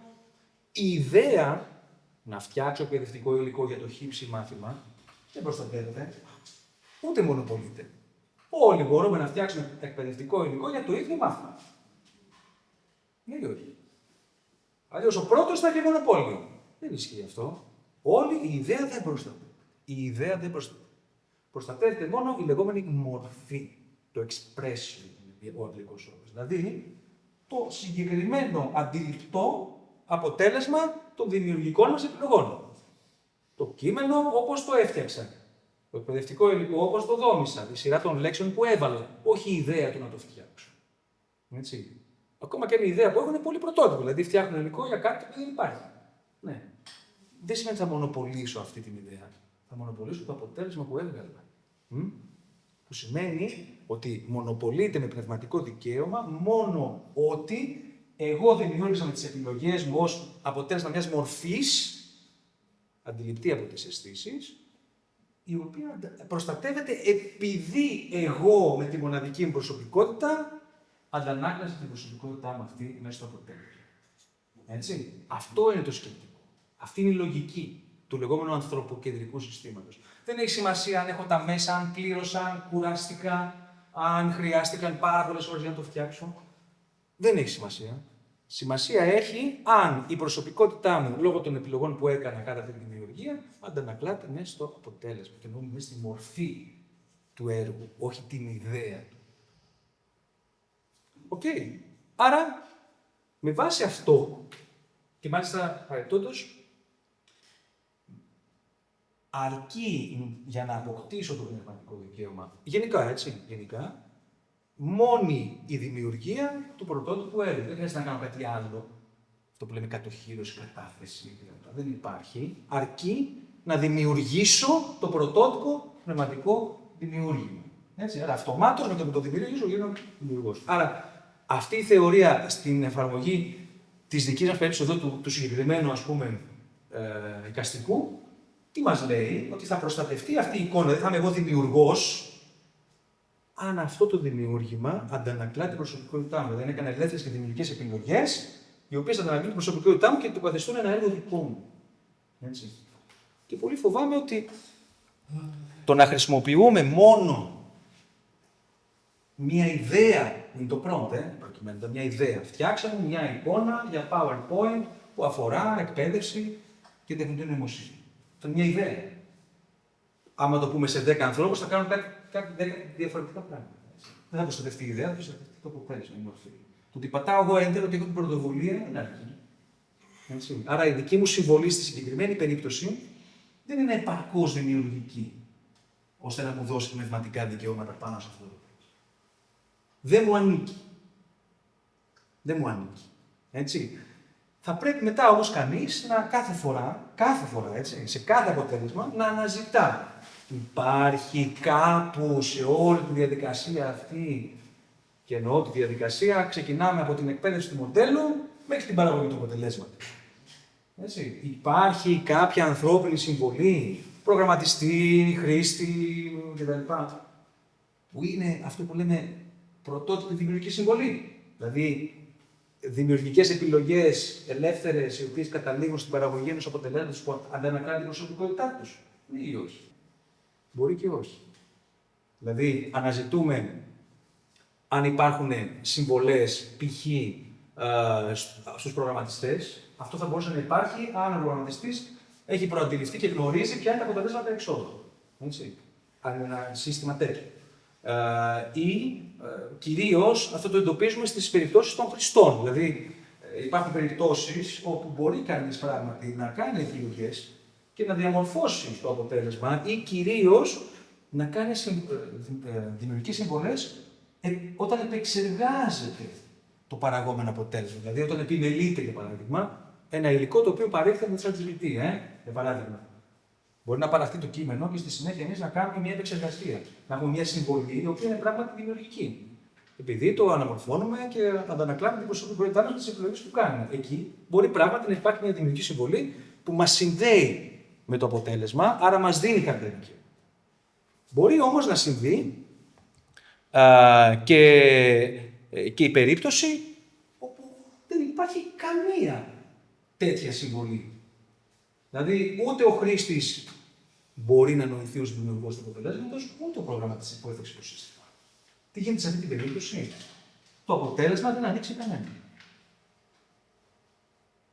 Δεν έχει δικαιώματα. Είναι public domain. Είναι κοινό κτήμα. Δεν ανοίξει κανένα. Μπορεί δηλαδή οποιοδήποτε να το πάρει και να το χρησιμοποιήσει χωρίς άλλο. Έτσι. Βεβαίως, αυτό σημαίνει ότι πρέπει κάθε φορά να εξετάζει κανείς τι είδους δημιουργική συμβολή υπάρχει και ποιος είναι ο δημιουργός. Δυστυχώς δεν υπάρχει ένας κανόνας που να λέει σε ποιον ανήκει, που σημαίνει ότι υπάρχει μια μεγάλη ανασφάλεια για το ποιο είναι το καθεστώς τελικά που εφαρμόζεται στα αποτελέσματα εξόδου. Αλλά θα πρέπει να... Αυτή σου ανήκει, Εδώ τώρα σας έχω μια περίπτωση, όπου εγώ βάζω αυτό. Λέω ότι εγώ είμαι δικαιούχος. Μπορώ, το βάλω. Δεν μπορώ. Ωραία. Και λέω εδώ copyright Χ. Τι έκανα όμως εγώ? Έκανα δημιουργική συμβολή. Αλλά λέω ότι μου ανήκει. Νομικά αυτό έχει κάποια σημασία? Τι πιστεύετε? Αλλάζει κάτι με το που το βάλω εγώ αυτό επάνω? Λέει, τι πιστεύετε? Αλλάζει την άποψη αυτού που το βλέπει. Ναι, δηλαδή αλλάζει το νομικό καθεστώς, αν το βάλω ή δεν το βάλω. Όχι, είναι σωστή απάντηση. Εγώ θα καθορίσω την εφαρμογή της νομοθεσίας που λέει τι προστατεύεται και τι όχι? Όχι. Βέβαια όμως δεν είναι τελείως ανώδυνο. Γιατί? Υπάρχει το λεγόμενο τεκμήριο σχετικά με την ιδιοκτησία. Δηλαδή, ακριβώς επειδή στην πνευματική ιδιοκτησία δεν υπάρχει ένα μητρό δικαιούχων που να λέει ότι ο τάδε έχει αυτό το έργο, το ανήκει κτλ. Όπως είναι ένα κτηματολόγιο, ας πούμε. Δεν υπάρχει. Έτσι. Άρα λοιπόν, όποιος δημιουργεί αποκτά δικαιώματα. Ποιος δημιούργησε, δεν ξέρουμε. Ποιανού είναι αυτό το έργο, μπορεί να μην το βρούμε. Οπότε υπάρχει αυτού του είδους η διευκόλυνση των συναλλαγών που λέει τι? Τεκμέρεται ως δημιουργός, αυτός του οποίου το όνομα αναγράφεται στο έργο επάνω ή στον υλικό φορέα κατά τον τρόπο που συνηθίζεται στις συναλλαγές. Δηλαδή, όταν έχει ένα βιβλίο και γράφει ένα όνομα επάνω, τεκμέρεται ότι αυτός ο άνθρωπος είναι ο συγγραφέας. Μπορεί το βιβλίο αυτό να είναι κλεψί του, να είναι μια αντίγραφη. Θα ανατραπεί το τεκμήριο, αλλά μέχρι να ανατραπεί θα θεωρείται δικαιούχος. Εδώ λοιπόν, εγώ όταν κάνω αυτό, ενεργοποιώ το τεκμήριο. Δηλαδή λέω ότι είμαι δημιουργός. Ποιος θα είναι? Που όμως δεν ισχύει. Για τους λόγους σας εξήγησα. Γιατί δεν αντανάκλασα την προσωπικότητά μου σε αυτό. Εγώ δεν ήξερα καν τι θα βγάλει. Δεν έκανα κάποια δημιουργική επιλογή να πω θέλω να είναι έτσι, να το φτιάξει, να έχει αυτή τη μορφή, αυτό το περιεχόμενο. Είπα γενικά, κάναμε ένα cover, AI and Education. Τι θα έρθει δεν ξέρω. Που σημαίνει ότι δεν μπορώ να επιλέξω εγώ τη μορφή του, άρα δεν μπορώ να αντανακλάσω την προσωπικότητά μου. Δεν έχω κάνει ελεύθερες δημιουργικές επιλογές να πω θα είναι με αυτή τη μορφή ή την άλλη μορφή, ώστε να πω ναι, έχω σκεφτεί τι θέλω. Παρ' όλα αυτά, εγώ εδώ ενεργοποιώ το τεκμήριο. Και αυτό λοιπόν γεννά το μεγάλο πρόβλημα της ψευδοοικειοποίησης. Δηλαδή, υπάρχει ένας όρος που λέγεται copy fraud. Δηλαδή, απατηλή επίκληση πνευματικών δικαιωμάτων. Εδώ σας εξηγώ απλά γιατί δεν έχω δικαιώματα, γιατί πολύ απλά η δική μου επεξεργασία είναι μηδενική, εγώ δεν έκανα τίποτα, δεν το πείραξα. Και η δημιουργία προέρχεται από ένα prompt, το οποίο είναι μια πολύ απλή ιδέα. Έτσι. Αντίστοιχα όμως δεν έχει δικαιώματα ούτε η OpenAI. Γιατί κανένας προγραμματιστής δεν είχε σκεφτεί τι prompt θα έκανα εγώ, ούτε είχε σκεφτεί ότι υπάρχει αυτό το αποτέλεσμα. Δεν το έχει προαντιληφθεί κανείς. Που σημαίνει ότι αυτό εδώ είναι public domain, δεν έχει καθόλου πνευματικά δικαιώματα. Και να έχει όμως, εδώ βλέπουμε τους όρους χρήσης του ChatGPT, οι οποίοι τι λένε, κυριότητα του περιεχομένου. Στο βαθμό που επιτρέπεται από την ισχύουσα νομοθεσία, και αυτό είναι σημαντικό, εφόσον δηλαδή επιτρέπεται από την ισχύουσα νομοθεσία, διατηρείται τα δικαιώματα ιδιοκτησίας στο prompt, εισαγωγή είναι το prompt, έτσι, κακή μετάφραση, και είστε κάτοχος του αποτελέσματος, δηλαδή της εικόνας που έβγαλα. Με λίγα λόγια, οι όροι χρήσης δεν γίνουν πρόβλημα στην οικειοποίηση, δηλαδή σου λένε ό,τι δικαιώματα μπορείς να αποκτήσεις με εφαρμογή της νομοθεσίας είναι δικά σου. Και εμείς παρατώμαστε με τα λέει παρακάτω. Αν υπάρχει, εμείς δεν έχουμε καμία ενδείξη. Δηλαδή, ακόμα και αν υποτίθεται ότι οι προγραμματιστές τους θα μπορούσαν να έχουν κάποια αξία στο δικαίωμα στα αποτελέσματα, εδώ λέει: εμείς δεν θέλουμε καμία έκφραση. Έτσι. Και λέει ότι είμαι κάτω στο αποτελέσμα. Είμαι. Δεν είμαι. Γιατί δεν μου το επιτρέπει η ισχύουσα νομοθεσία. Η ισχύουσα νομοθεσία μου λέει: θα είσαι αν έχεις πρωτότυπη δημιουργία. Αν έχεις δηλαδή πρωτότυπη δημιουργική συμβολή. Με την ιδέα του prompt και το enter δεν έχω. Δεν έχω. Έτσι. Άρα δεν γίνομαι δικαιούχος, δεν έχω δικαίωμα μονοπόλησης και δεν έχω και το δικαίωμα και την αξία σου να αναφέρει το όνομά μου. Άρα, όταν εγώ επικαλούμε την δική μου ιδιοκτησία με αυτόν τον τρόπο, στην ουσία κάνω μια ψευδή δήλωση. Αλλά αν δεν βρεθεί κάποιος να την αντικρούσει αυτή την ψευδή δήλωση. Συμφωνώ απόλυτα. Εγώ σας λέω τώρα πώς πάει το πράγμα, έτσι, γιατί ακριβώς αυτό γεννά όλα αυτά τα ζητήματα. Δηλαδή, είναι από τα μεγαλύτερα ζητήματα πλέον νομίζω αυτό. Η διαφάνεια ως προς τη χρήση παραγωγικής τεχνητής νοημοσύνης. Τόσο σε επίπεδο παρόχων, όσο και σε επίπεδο χρηστών. Δηλαδή, πολύ απλά νομίζω οι περισσότεροι δεν λένε ότι προέρχεται από τεχνητή νοημοσύνη. Όταν κάνει κάποιος μια μετάφραση στο Google Translate ή στο DeepL, λέμε ποτέ να το χρησιμοποιήσουμε στην περίληψη ενός άρθρου, στο οπουδήποτε. Έτσι, όλοι νομίζω εντάξει, μεταξύ μας όλοι το έχουμε κάνει αυτό. Έτσι.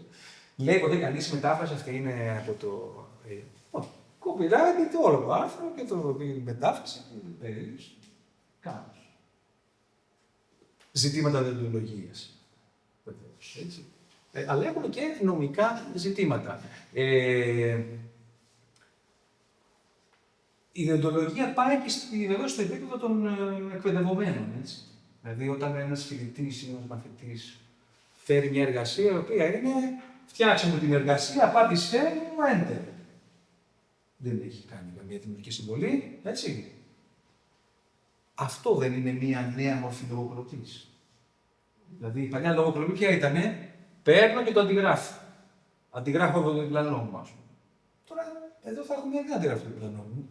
Πάω στο ChatGPT και μου δίνει μια απάντηση που μπορεί να είναι και διαφορετική κάθε φορά. Άρα δεν αντιγράφω κάποιον. Είναι όμως μια πράξη η οποία, κατά τη γνώμη μου, δεοντολογικά είναι προβληματική. Έτσι δεν είναι. Που σημαίνει τι, ότι στην έννοια της λογοκλοπής πλέον νομίζω ότι μπαίνει και η ψευδοοικειοποίηση των αποτελεσμάτων. Όταν δηλαδή λέει ο φοιτητής ο μαθητής ότι αυτό είναι δικό μου. Πώς υποδεικνύει αυτό? Εκεί είναι το θέμα. Πάμε σε αυτό. Εγώ είμαι στο Ανοιχτό Πανεπιστήμιο και πλέον το έχουμε αντιληφθεί όλοι. Όλες οι εργασίες, δυστυχώς, όλες οι εργασίες είναι φτιαγμένες έτσι. Ναι. Εμείς δεν έχουμε κάνει ένα εργαλείο να τους. Το Turnitin δεν την πιάνει δεν το πιάνει ως λογοκλοπή. Ναι, το Turnitin θα πιάσει την παραδοσιακή λογοκλοπή της αντιγραφής. Όχι, έχουν βάλει και μία λειτουργία σε σχέση με το AI. Στο ΕΑΠ όχι, όπως ξέρω, αλλά υπάρχει τέτοια δυνατότητα. Λοιπόν, αυτό ακριβώς είναι το ζήτημα. Και γι' αυτό είπα ότι είναι πολύ σημαντικό το ζήτημα της διαφάνειας. Δηλαδή, πώς θα επιτύχεις διαφάνεια. Που σημαίνει τι, αφενός να καταλαβαίνει κανείς ότι αυτό είναι τεχνητή νοημοσύνη, και αφετέρου, αν το κρύβεις, να το βρίσκεις. Να ανιχνεύει δηλαδή. Και πράγματι, πλέον πάλι ο κανονισμός τεχνητής νοημοσύνης έχει μια πρόβλεψη η οποία αφορά την επισήμανση του περιεχομένου που παράγεται από τεχνητή νοημοσύνη. Πάλι εδώ με μηχαναγνώσιμα μέσα. Δηλαδή υποχρεούνται οι πάροχοι από το σχεδιασμό να εφαρμόζουν μηχαναγνώσιμο μέσο το οποίο να λέει, δηλαδή να μπορεί η μηχανή που το διαβάζει, τεχνητή να μπορεί να δει τα μεταδεδομένα της αλγοριθμικής προέλευσης. Έτσι. Ακριβώς. Αυτό απλώς... Έχω ακολουθήσει πριν 2 χρόνια ένα σεμινάριο που έλεγαν ότι πρόκειται να ενταχθεί πολύ σύντομα. Και νομίζω ότι μετά δεν το έχω χρησιμοποιήσει, για να είμαι ειλικρινής, αλλά ήταν στις προθέσεις της. Το ακούσει το έχουν βάλει κάπου, όχι παντού, αλλά δεν ξέρω πόσο αυτό...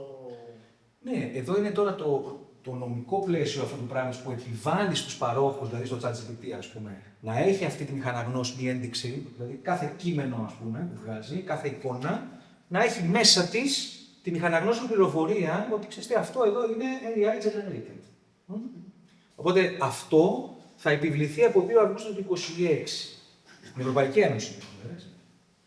Βέβαια όμως, λέει πρέπει να διασφαλίζουν και τα λοιπά με μηχαναγνώσιμο μορφότυπο, να εφαρμόζουν τεχνικές λύσεις που είναι αποτελεσματικές, διαλειτουργικές, ισχυρές και αξιόπιστες.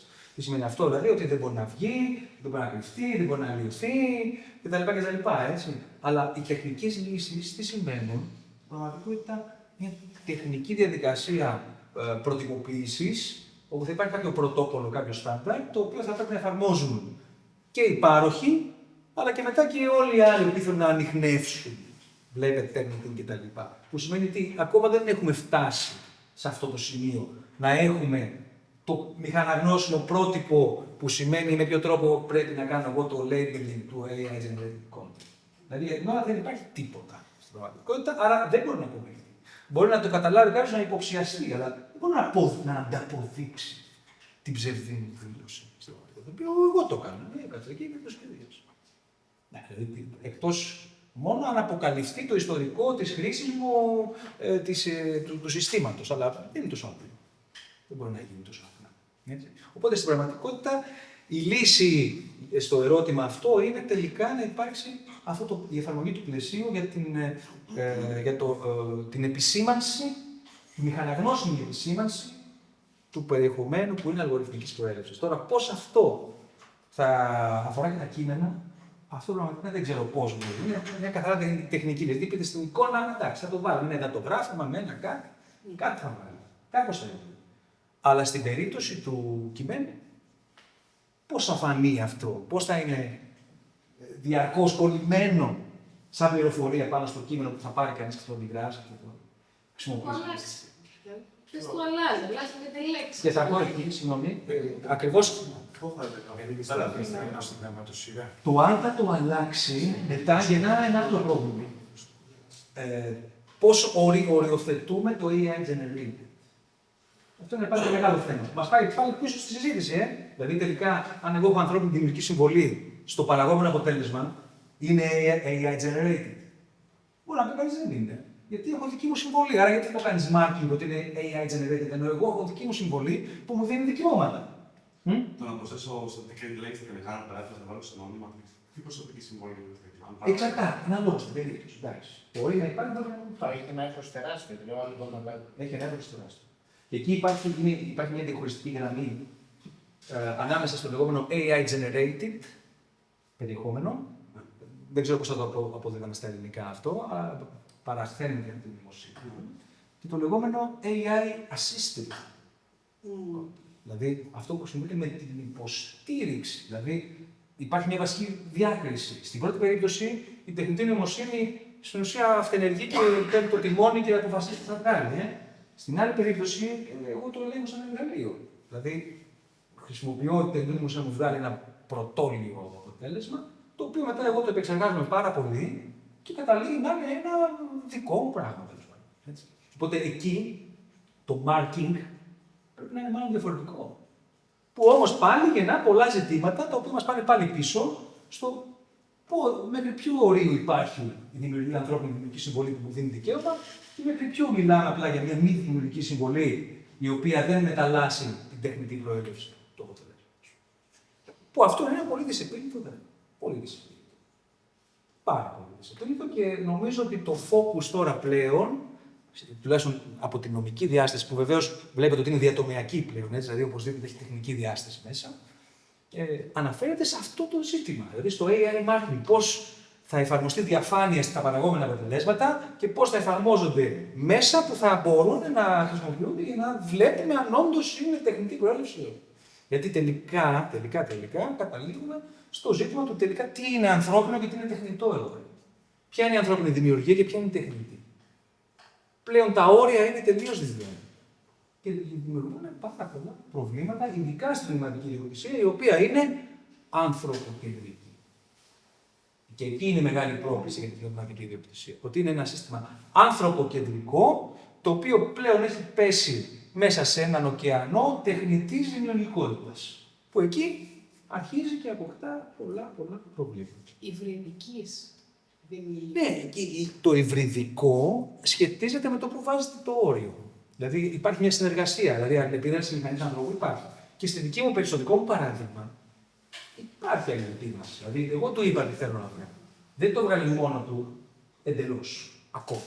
Μπορεί κάποια στιγμή να αυτενεργούν και σε αυτό το επίπεδο τα μοντέλα και τα συστήματα. Αλλά στην παρούσα φάση θέλουν μια ανθρώπινη αλληλεπίδραση, σίγουρα.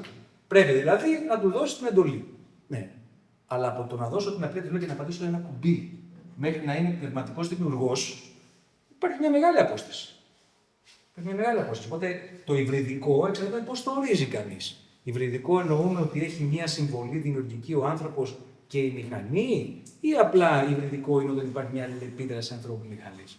Μάλλον το πρώτο θα έλεγα. Δηλαδή το υβριδικό σημαίνει ότι υπάρχει μια δημιουργική συμβολή, δημιουργική των εισαγωγικών και από την τεχνική διάσταση και από την ανθρώπινη διάσταση. Οπότε εκεί μετά γίνονται τα ζητήματα. Ωραία, άμα μιλάμε για υβριδικό αποτέλεσμα, τα πνευματικά δικαιώματα θα ανήκουν μόνο στο κομμάτι το οποίο είναι στην ουσία ανθρωπογενές. Δεν μπορεί να αποκτήσει δικαιώματα πάνω στο αποτέλεσμα που βγάλει η τεχνητή νοημοσύνη και εκεί μετά είναι το όριο. Τελικά τα βάζει μέσα στην προστασία ή όχι. Και αυτό γεννάει πάρα πολλές δυσκολίες. Δύσκολη εποχή για τους δικηγόρους. Εντάξει, δύσκολη αλλά και χαρούμενη από την άλλη, γιατί έχουμε την ευχαίρεια να ερευνούμε και να σκεφτόμαστε. Λοιπόν, κανονικά έχω προβλέψει άλλη μια ενότητα, αλλά μάλλον νομίζω μπορούμε να σταματήσουμε εδώ. Δεν ξέρω αν συμφωνείτε. Δηλαδή, νομίζω ήδη έχουμε δώσει αρκετούς άξονες προβληματισμού. Μπορεί να γίνει μια πολύ ωραία συζήτηση στην πορεία. Οπότε, πηδάω κατευθείαν εδώ. Μια ερώτηση. Ναι, θα την δούμε. Απλώς ήθελα μόνο να πω ότι σας ευχαριστώ για την προσοχή βεβαίως και την υπομονή και ότι μόλις κυκλοφόρησε και ένα βιβλίο στο οποίο θα βρείτε περισσότερες πληροφορίες σχετικά με τη χρήση τεχνητής νοημοσύνης και την νομική διάσταση για την πνευματική ιδιοκτησία, που είναι η πρώτη μονογραφία στο συγκεκριμένο αντικείμενο, νομικού ενδιαφέροντος βέβαια, αλλά για τον ενδιαφέρον θα βρείτε περισσότερες πληροφορίες. Συγχαρητήρια. Ευχαριστούμε πολύ και βεβαίως να γίνει συζήτηση και ερωτήσεις στη διάθεσή σας. Ωραία. Κάποια έχει το λόγο. Ωραία, δεν ξέρω αν με ακούτε. Ακούμε. Ήταν πάρα πολύ ωραία η παρουσίασή σας, αν και αρκετή νομική όρια, αλλά γενικά εγώ την βρήκα πάρα πολύ ενδιαφέρον, γιατί έχω ασχοληθεί και με τα νομικά όσον αφορά αυτό το κομμάτι τώρα που διαβάζω. Θέλω να ρωτήσω το εξής, σχετικά με την εικόνα που είπατε, που φτιάξατε. Βάλατε ένα prompt απλό και πατήσατε το enter όπως είπατε και μετά βγήκε αυτή η εικόνα. Αν για παράδειγμα αυτή την εικόνα, το αποτέλεσμα μετά που σας έβγαλε, αυτό που μας δείξατε, μετά λέγατε ας πούμε, εξαφάνισέ μου τον υπολογιστή ή το κοριτσάκι, βάλτε μου σε άλλη θέση. Δηλαδή κάνατε διάφορες τροποποιήσεις εκτενέστερα, με άλλα prompt.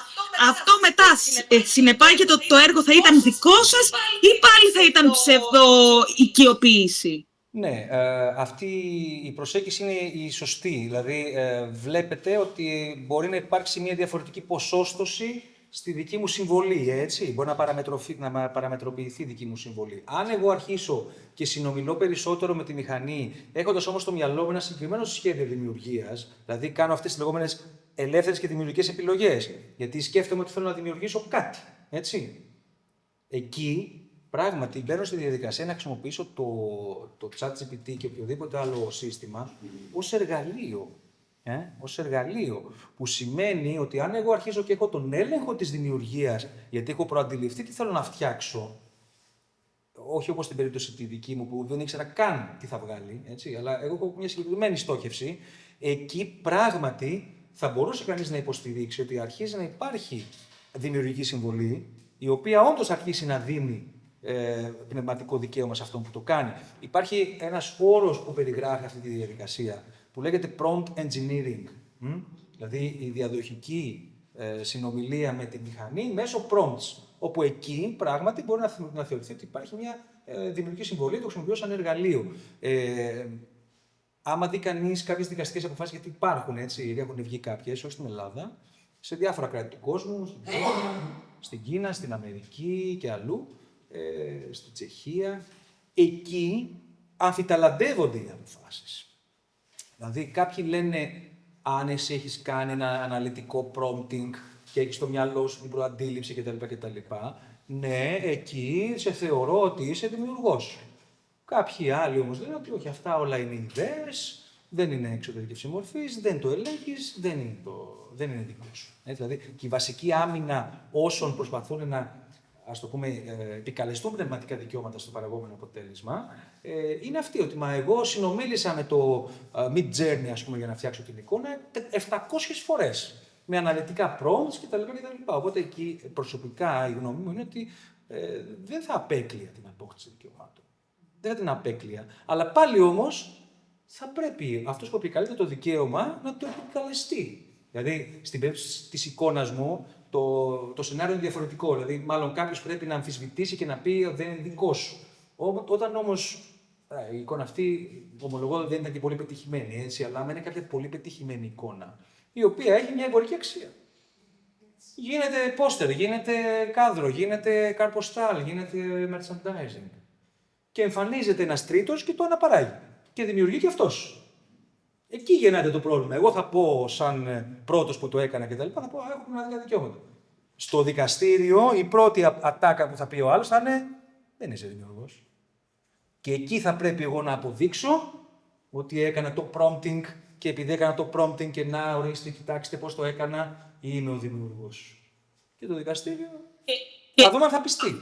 Αυτό το δέχεται το δικαστήριο σαν δικαιολόγο. Ναι, κατά περίπτωση θα το δεχτεί. Okay. Όπως σας είπα, κάποιες αποφάσεις το έχουν δεχτεί στο εξωτερικό. Αλλά αυτές όλες οι περιπτώσεις νομίζω θα μας απασχολήσουν στο προσεχές μέλλον. Δηλαδή δεν είναι κάτι το οποίο έχει ήδη γίνει και υπάρχει για να ξέρουμε ποια είναι η τάση, ποια είναι η νομολογιακή ρύθμιση κτλ. Βεβαίως, στην περίπτωση αυτή τώρα, αν υπάρχει και ένα AI marking από πίσω και εμφανιστεί δηλαδή ο άλλος και πει: μα αφού είναι AI generated. Γιατί υπάρχει υποχρέωση να υπάρχει το machine readable marking. Εκεί μετά τι θα πεις, πώς είναι δημιουργός, αφού είναι AI generated. Και εκεί υπάρχει λοιπόν η δυσκολία του πόσο πάροχος θα βάλει το όριο και θα πει: ναι, εδώ βάζω το marking, αλλά από τη στιγμή που αρχίζει και κάνεις δημιουργική συμβολή, το marking δεν πιάνει αυτή τη συμβολή, άρα μπορεί να έχεις δικαιώματα. Και εκεί αρχίζει η μεγάλη δυσκολία. Γιατί κανονικά, αν είναι AI generated, σημαίνει ότι όποιο output βγαίνει από το ChatGPT και το κάθε ChatGPT θα έχει μέσα το μηχαναγνώσιμο. Που σημαίνει ότι αυτό θα το ακολουθεί παντού. Άρα δεν θα μπορεί να επικαλεστεί δικαιώματα. Αν είναι μηχαναγνώσιμο, έρχεται σε ευθεία σύγκρουση με τον ανθρωποκεντρικό χαρακτήρα τη αναλυτική τεχνολογία. Ομολογείς ότι αυτό δεν είναι ανθρώπινη δημιουργία. Τέλος. Αυτά είναι δηλαδή ένα ανοιχτό πρόβλημα.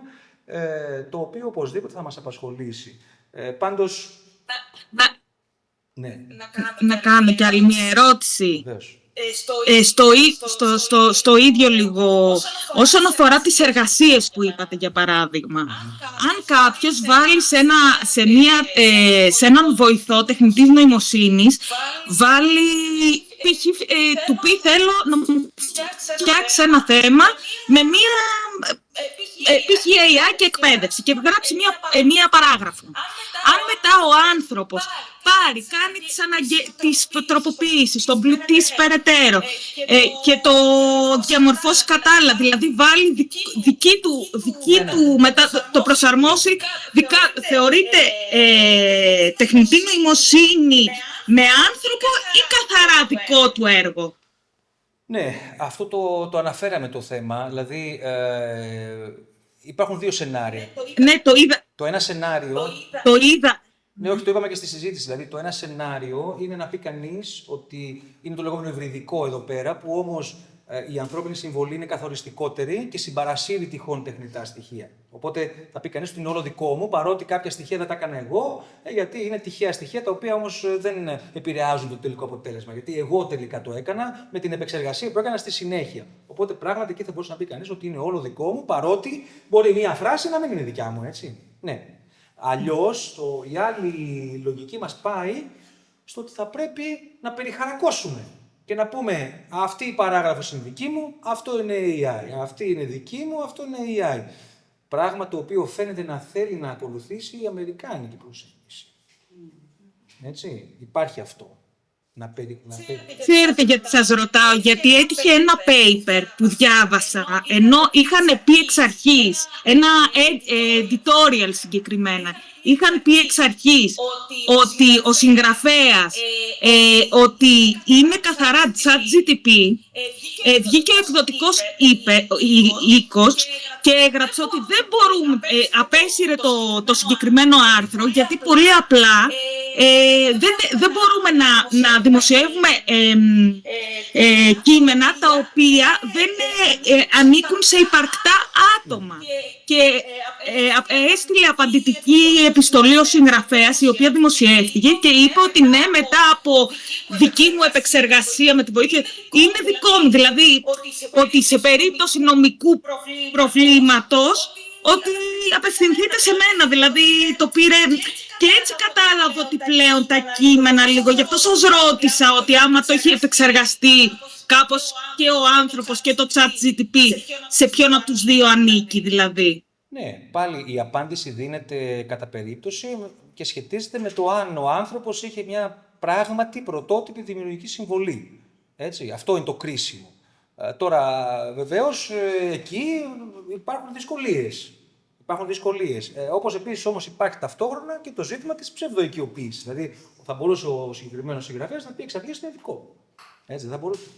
Δηλαδή, νομίζω ότι όλα αυτά τα ζητήματα, καλός ή κακός, θα λυθούν, μάλλον, ελπίζω δηλαδή, με τα μηχαναγνώσιμα μέσα επισήμανσης και ανίχνευσης. Μόνο έτσι. Δεν νομίζω ότι μπορεί να λυθεί αλλιώς αυτό το ζήτημα. Γιατί αλλιώς θα λύνεται σε κάθε φορά που θα υπάρχει μια δικαστική διαμάχη σε σχέση με περιεχόμενο, όπου ο κάθε συγγραφέας του editorial θα πρέπει να βγει και να αποδείξει την ανθρώπινη δημιουργική του συμβολή. Και να δούμε το δικαστήριο τι θα δεχτεί. Θα δεχτεί ότι υπάρχει, και αν λέει, θα δεχτεί ότι υπάρχει στο σύνολο, ή ότι υπάρχει μόνο εκεί που έκανε την παρέμβασή του. Δηλαδή αυτό το ερώτημα δεν είναι καθόλου απλό. Έτσι, δεν είναι καθόλου απλό. Και απλά νομίζω. Ευχαριστώ πολύ και συγγνώμη αν μονοπόλησα. Καθόλου, ίσα-ίσα. Γεννά νομίζω τον πυρήνα του προβληματισμού της συζήτησης αυτής. Έτσι, δηλαδή, η αλήθεια είναι δηλαδή τελικά ότι μάλλον η παρουσίαση γεννά περισσότερα ερωτήματα από τις απαντήσεις που μπορεί να δώσει. Ναι, αλλά δηλαδή το αναγνωρίζουμε κι εμείς και νομίζω το είπα και εξ αρχής ότι δεν υπάρχει μία απάντηση καθοριστική και εξάστερη σε αυτό το πράγμα. Μα υπάρχει τέτοια δυναμική στον χώρο που δεν μπορείς να προβλέψεις αύριο πώς θα είναι τα πράγματα. Οπότε το να ξεκινάμε μια τέτοια συζήτηση για να καταλάβουμε κι εμείς τι γίνεται και πώς λειτουργούν όλα αυτά τα συστήματα είναι πάρα πολύ σημαντικό. Σίγουρα. Ναι, ο δικός μου σκοπός ήταν πιο πολύ να θέσω τους προβληματισμούς που υπάρχουν σε διάφορες, ας πούμε, πτυχές χρήσης της παραγωγής τεχνητής νοημοσύνης, γενικά, αλλά και ειδικότερα στην εκπαίδευση. Από εκεί πέρα, βεβαίως, πάντα υπάρχει περιθώριο για εμβάθυνση και περαιτέρω έρευνα στο αντικείμενο αυτό. Υπάρχει κάποια ερώτηση από τους εξαποστάσεως?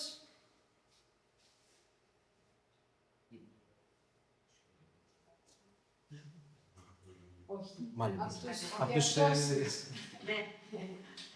Θέλω λίγο να κάνω μια ερώτηση που έχει εστιάσει πιο πολύ στην εκπαίδευση.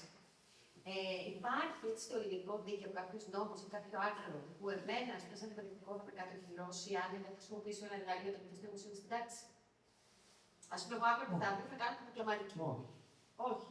Από όσο γνωρίζω, πόσο μπορώ να γνωρίζω. Δηλαδή το κατά πόσο είναι επιτρεπτή η χρήση τεχνητής νοημοσύνης στην εκπαίδευση. Έτσι. Ναι, ναι. Αυτό τώρα φέρνει την πνευματική ιδιοκτησία. Ναι. Πάμε στη γενικότερη ρύθμιση της τεχνητής νοημοσύνης. Θα έλεγα ότι εφαρμοστεί ο πλαίσιο εδώ θα είναι μάλλον ο κανονισμός για την τεχνητή νοημοσύνη, το AIR, και τυχόν ελληνικός νόμος που συνδέεται με αυτό. Δεν έχω εικόνα για το αν τελικά όντως υπάρχει μια ειδική ρύθμιση σε σχέση με αυτό. Εγώ δεν έχω συναντήσει. Μπορεί όμως δεν έχω πει ότι μπορεί να υπάρχει κάτι. Απλά συνήθως να ξέρετε ότι το ζήτημα της ρύθμισης, γιατί η απαγόρευση είναι ρύθμιση, έτσι. Δηλαδή, κατά πόσο το απαγορεύω σημαίνει ότι βάζω μια οριοθέτηση, ένα κανόνα σε αυτό. Αυτό σχετίζεται με τους κινδύνους. Τι κινδύνους έχει αυτή η ρύθμιση? Παραπληροφόρησης, παραπλάνησης. Εντάξει, ψευδοοικειοποίηση είναι και αυτό ένας κίνδυνος. Το να βάλει μια πρόταση που έχει φτιάξει αυτό, δεν είναι 20 δεδομένα. Τα προσωπικά δεδομένα είναι μια άλλη ιστορία επίσης, βέβαια. Έτσι, είναι μια μεγάλη ιστορία. Γιατί σε ό,τι περιγράφουμε εδώ σε σχέση με την. Ειδικά με αυτά που είπαμε στην αρχή για το input, δηλαδή χρήση προστατευόμενου υλικού για εκπαίδευση, αντίστοιχοι προβληματισμοί και ίσως και ισχυρότεροι γεννώνται στην περίπτωση εκπαίδευση με προσωπικά δεδομένα. Οι προσωπικά δεδομένα τώρα μπορεί να είναι και πτυχές ιδιωτικότητας που μπορεί να αντλούνται από τα social media και πληροφορίες που είναι δημοσίως προσβάσιμες για ένα bot το οποίο συλλέγει δεδομένα. Και μπορεί στο output να τα βγάλει κιόλας. Να τα επεξεργαστεί και να τα βγάλει. Οπότε ένα αντίστοιχο ολόκληρο θέμα είναι ακριβώς η χρήση υλικού που προστατεύεται από την προστασία των προσωπικών δεδομένων μέσα σε όλο αυτό το σύστημα. Τι συμβαίνει όταν το χρησιμοποιείς για εκπαίδευση, τι συμβαίνει αν βγει στο output. Ότι δηλαδή, εγώ έχω γεννηθεί το 1900. Προσωπικό δεδομένο, έτσι. Όταν το βγάζει το ChatGPT δεν είναι επεξεργασία. Είναι διαβίβαση, κοινοποίηση. Πολλά ζητήματα. Οπότε εκεί βέβαια είναι και ανηλικότητα μέσα σε έναν τραπέζι. Οπότε εκεί μπαίνουμε και σε ένα επιπλέον ζήτημα, δηλαδή προστασία των ανηλίκων στην χρήση του υλικού. Πραγματικά δεν μπορώ να δώσω μια απάντηση συγκεκριμένη. Νομίζω όμως ότι η βασική κατεύθυνση σχετίζεται με τους κινδύνους. Πρέπει να δει κανείς δηλαδή τι κίνδυνοι υπάρχουν από αυτή τη χρήση, τι μπορεί να επηρεαστεί, τι μπορεί να πάει λάθος, τι μπορεί να δημιουργήσει προβλήματα στον μαθητή, προβλήματα στην εκπαίδευση. Δηλαδή να θέσει όλους τους εκπαιδευτικούς περιορισμούς στη χρήση του εργαλείου για να προστατεύσει, ας πούμε. Ναι, ακριβώς. Αλλά απλώς στην ανηλικότητα υπάρχουν και επιπρόσθετες δικλείδες ασφαλείας. Δηλαδή, να το πω κι αλλιώς, τώρα που κοίταζα ετοιμάζοντας το υλικό, δηλαδή στους όρους του ChatGPT, όπως ξέρετε, οι ανήλικοι δεν έχουν δικαιογραφική ικανότητα, έτσι δεν μπορούν να κάνουν συμβάσεις νομίμως. Πρέπει να τους κάνουν μέσα από τους κηδεμόνες, τους ασκούνται στην οικονομική μέρη. Μπορούν να αποδέχονται τους όρους και να μπουν στο ChatGPT. Εκεί υπάρχουν πολλές συζητήσεις. Πάντως εδώ είχε ένα 13 ετών μέσα στους όρους. Δεν ξέρω αν είναι συμβατό για την νομοθεσία. Ότι επιτρέπεται να το χρησιμοποιούν από τον 13. Ότι μπορεί νομίμως να συμβληθεί. Αλλά αυτό δεν είμαι σίγουρος ότι είναι συμβατό με την ελληνική νομοθεσία. Δηλαδή, εγώ αν ήμουν δικηγόρος και συμβούλευα, θα έλεγα να βάλεις 18. Το θέμα είναι ότι όλα αυτά τα εργαλεία είναι διαθέσιμα στον οποιονδήποτε στην Ελλάδα. Έτσι. Από τη στιγμή που ένα παιδί μπορεί σπίτι του να το χρησιμοποιήσει, δεν οφείλει το σχολείο να το εκπαιδεύσει σε καλές πρακτικές. Βεβαίως. Εννοείται. Πώς όμως θα μπορείς να χρησιμοποιήσεις το εργαλείο. Ξέρετε, αυτό το ζήτημα εμπίπτει στην ευρύτερη θεματική που συνδέεται και με την κυβερνοασφάλεια, έτσι, και με άλλα θέματα που προϋπήρχαν. Δηλαδή με τους κινδύνους του διαδικτύου και των τεχνολογιών, έτσι. Οπότε νομίζω σε αυτό το πλαίσιο πράγματι μπορεί να μπει και αυτό μέσα. Γιατί καλώς ή κακώς πλέον γεννώνται και πολύ μεγαλύτερες δυνατότητες για προβληματικές χρήσεις. Βλέπετε, ας πούμε, deepfakes. Deepfakes, έτσι. Το deepfakes τι είναι? Προϊόν παραγωγικής τεχνητής νοημοσύνης. Έτσι. Εκπαιδεύεται και παράγεται. Το deepfake όμως είναι ένα πολύ κρίσιμο πράγμα. Πέρα από τα ζητήματα προσβολής τιμής, που υπάρχουν διάφορες περιπτώσεις έτσι κτλ. Υπάρχουν προβλήματα χειραγώγησης. Πολλοί κόσμοι μπορεί να νομίζουν ότι είναι ένα πραγματικό βίντεο, μια πραγματική εικόνα. Να επηρεάσει αποτελέσματα εκλογών. Και γι' αυτό ο κανονισμός, ειδικά για τα deepfakes, λέει ότι η υποχρέωση διαφάνεια στη χρήση εμπίπτει όχι μόνο στο μηχαναγνώσιμο του παρόχου, αλλά επιπλέον αυτός που το υλοποιεί και το παράγει για επαγγελματικούς σκοπούς, θα πρέπει να βάζει και άνθρωπο αναγνώσιμη ένδειξη. Πάνω στο υλικό. Να το βλέπω εγώ.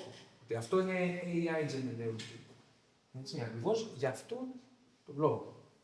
Δηλαδή και προσθέτω Υπάρχει τέτοιος κανονισμός. Ναι. Είναι η ίδια διάταξη που είδαμε πριν για τα μηχαναγνώσιμα. Στην επόμενη παράγραφο, στο 4, έχει για τα deepfakes. Για τα deepfakes και για τα κείμενα τα οποία παράγονται με σκοπό την ενημέρωση του κοινού για θέματα δημοσίου συμφέροντος. Δηλαδή την αλγοριθμική δημοσιογραφία. Γιατί ξέρετε, για δημοσιογραφικά άρθρα δημιουργούνται πλέον με τεχνητή νοημοσύνη. Έτσι, οπότε εκεί είναι αληθινά ή είναι hallucinated που λένε, δηλαδή είναι μια ψευδής, ας πούμε, κατασκευή του μοντέλου. Είναι γεγονός ή δεν είναι? Γιατί η ενημέρωση στηρίζεται στο γεγονός, στην πραγματικότητα, στην αλήθεια. Άρα λοιπόν βλέπουμε ότι όλη αυτή η κατάσταση μας βάζει τα διλήμματα ανθρώπινο, τεχνητό, πραγματικό, ψεύτικο, αληθινό ή φανταστικό. Είμαστε σε αυτό το πλαίσιο. Μάλιστα. Αυτές είναι νέες δεξιότητες που καλούμαστε να αναπτύξουμε και εμείς και οι μαθητές μας και είναι πολύ μεγάλη πρόκληση για τους εκπαιδευτικούς και για όλους εμάς που τα χρησιμοποιούμε όλα αυτά. Η ώρα είναι 7 παρά 5. Ωραία. Οπότε κάπου εδώ θα κλείσουμε.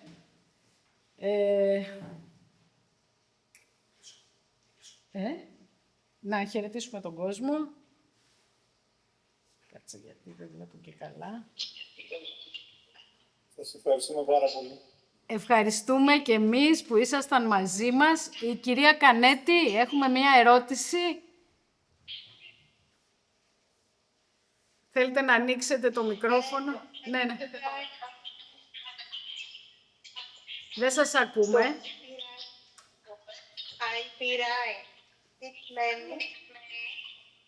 IP rights σημαίνει intellectual property rights, δηλαδή δικαιώματα διανοητικής ιδιοκτησίας και περιλαμβάνει πνευματικά και πατέντες και σήματα.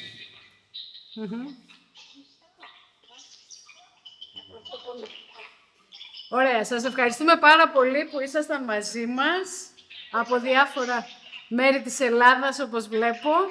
Ευχαριστούμε πάρα πολύ και τον Θοδωρή το Χίου που μας έκανε την τιμή να έρθει εδώ και να μοιραστεί μαζί μας όλα αυτά τα ενδιαφέροντα και τόσο επίκαιρα θέματα. Να είστε καλά και καλή συνέχεια.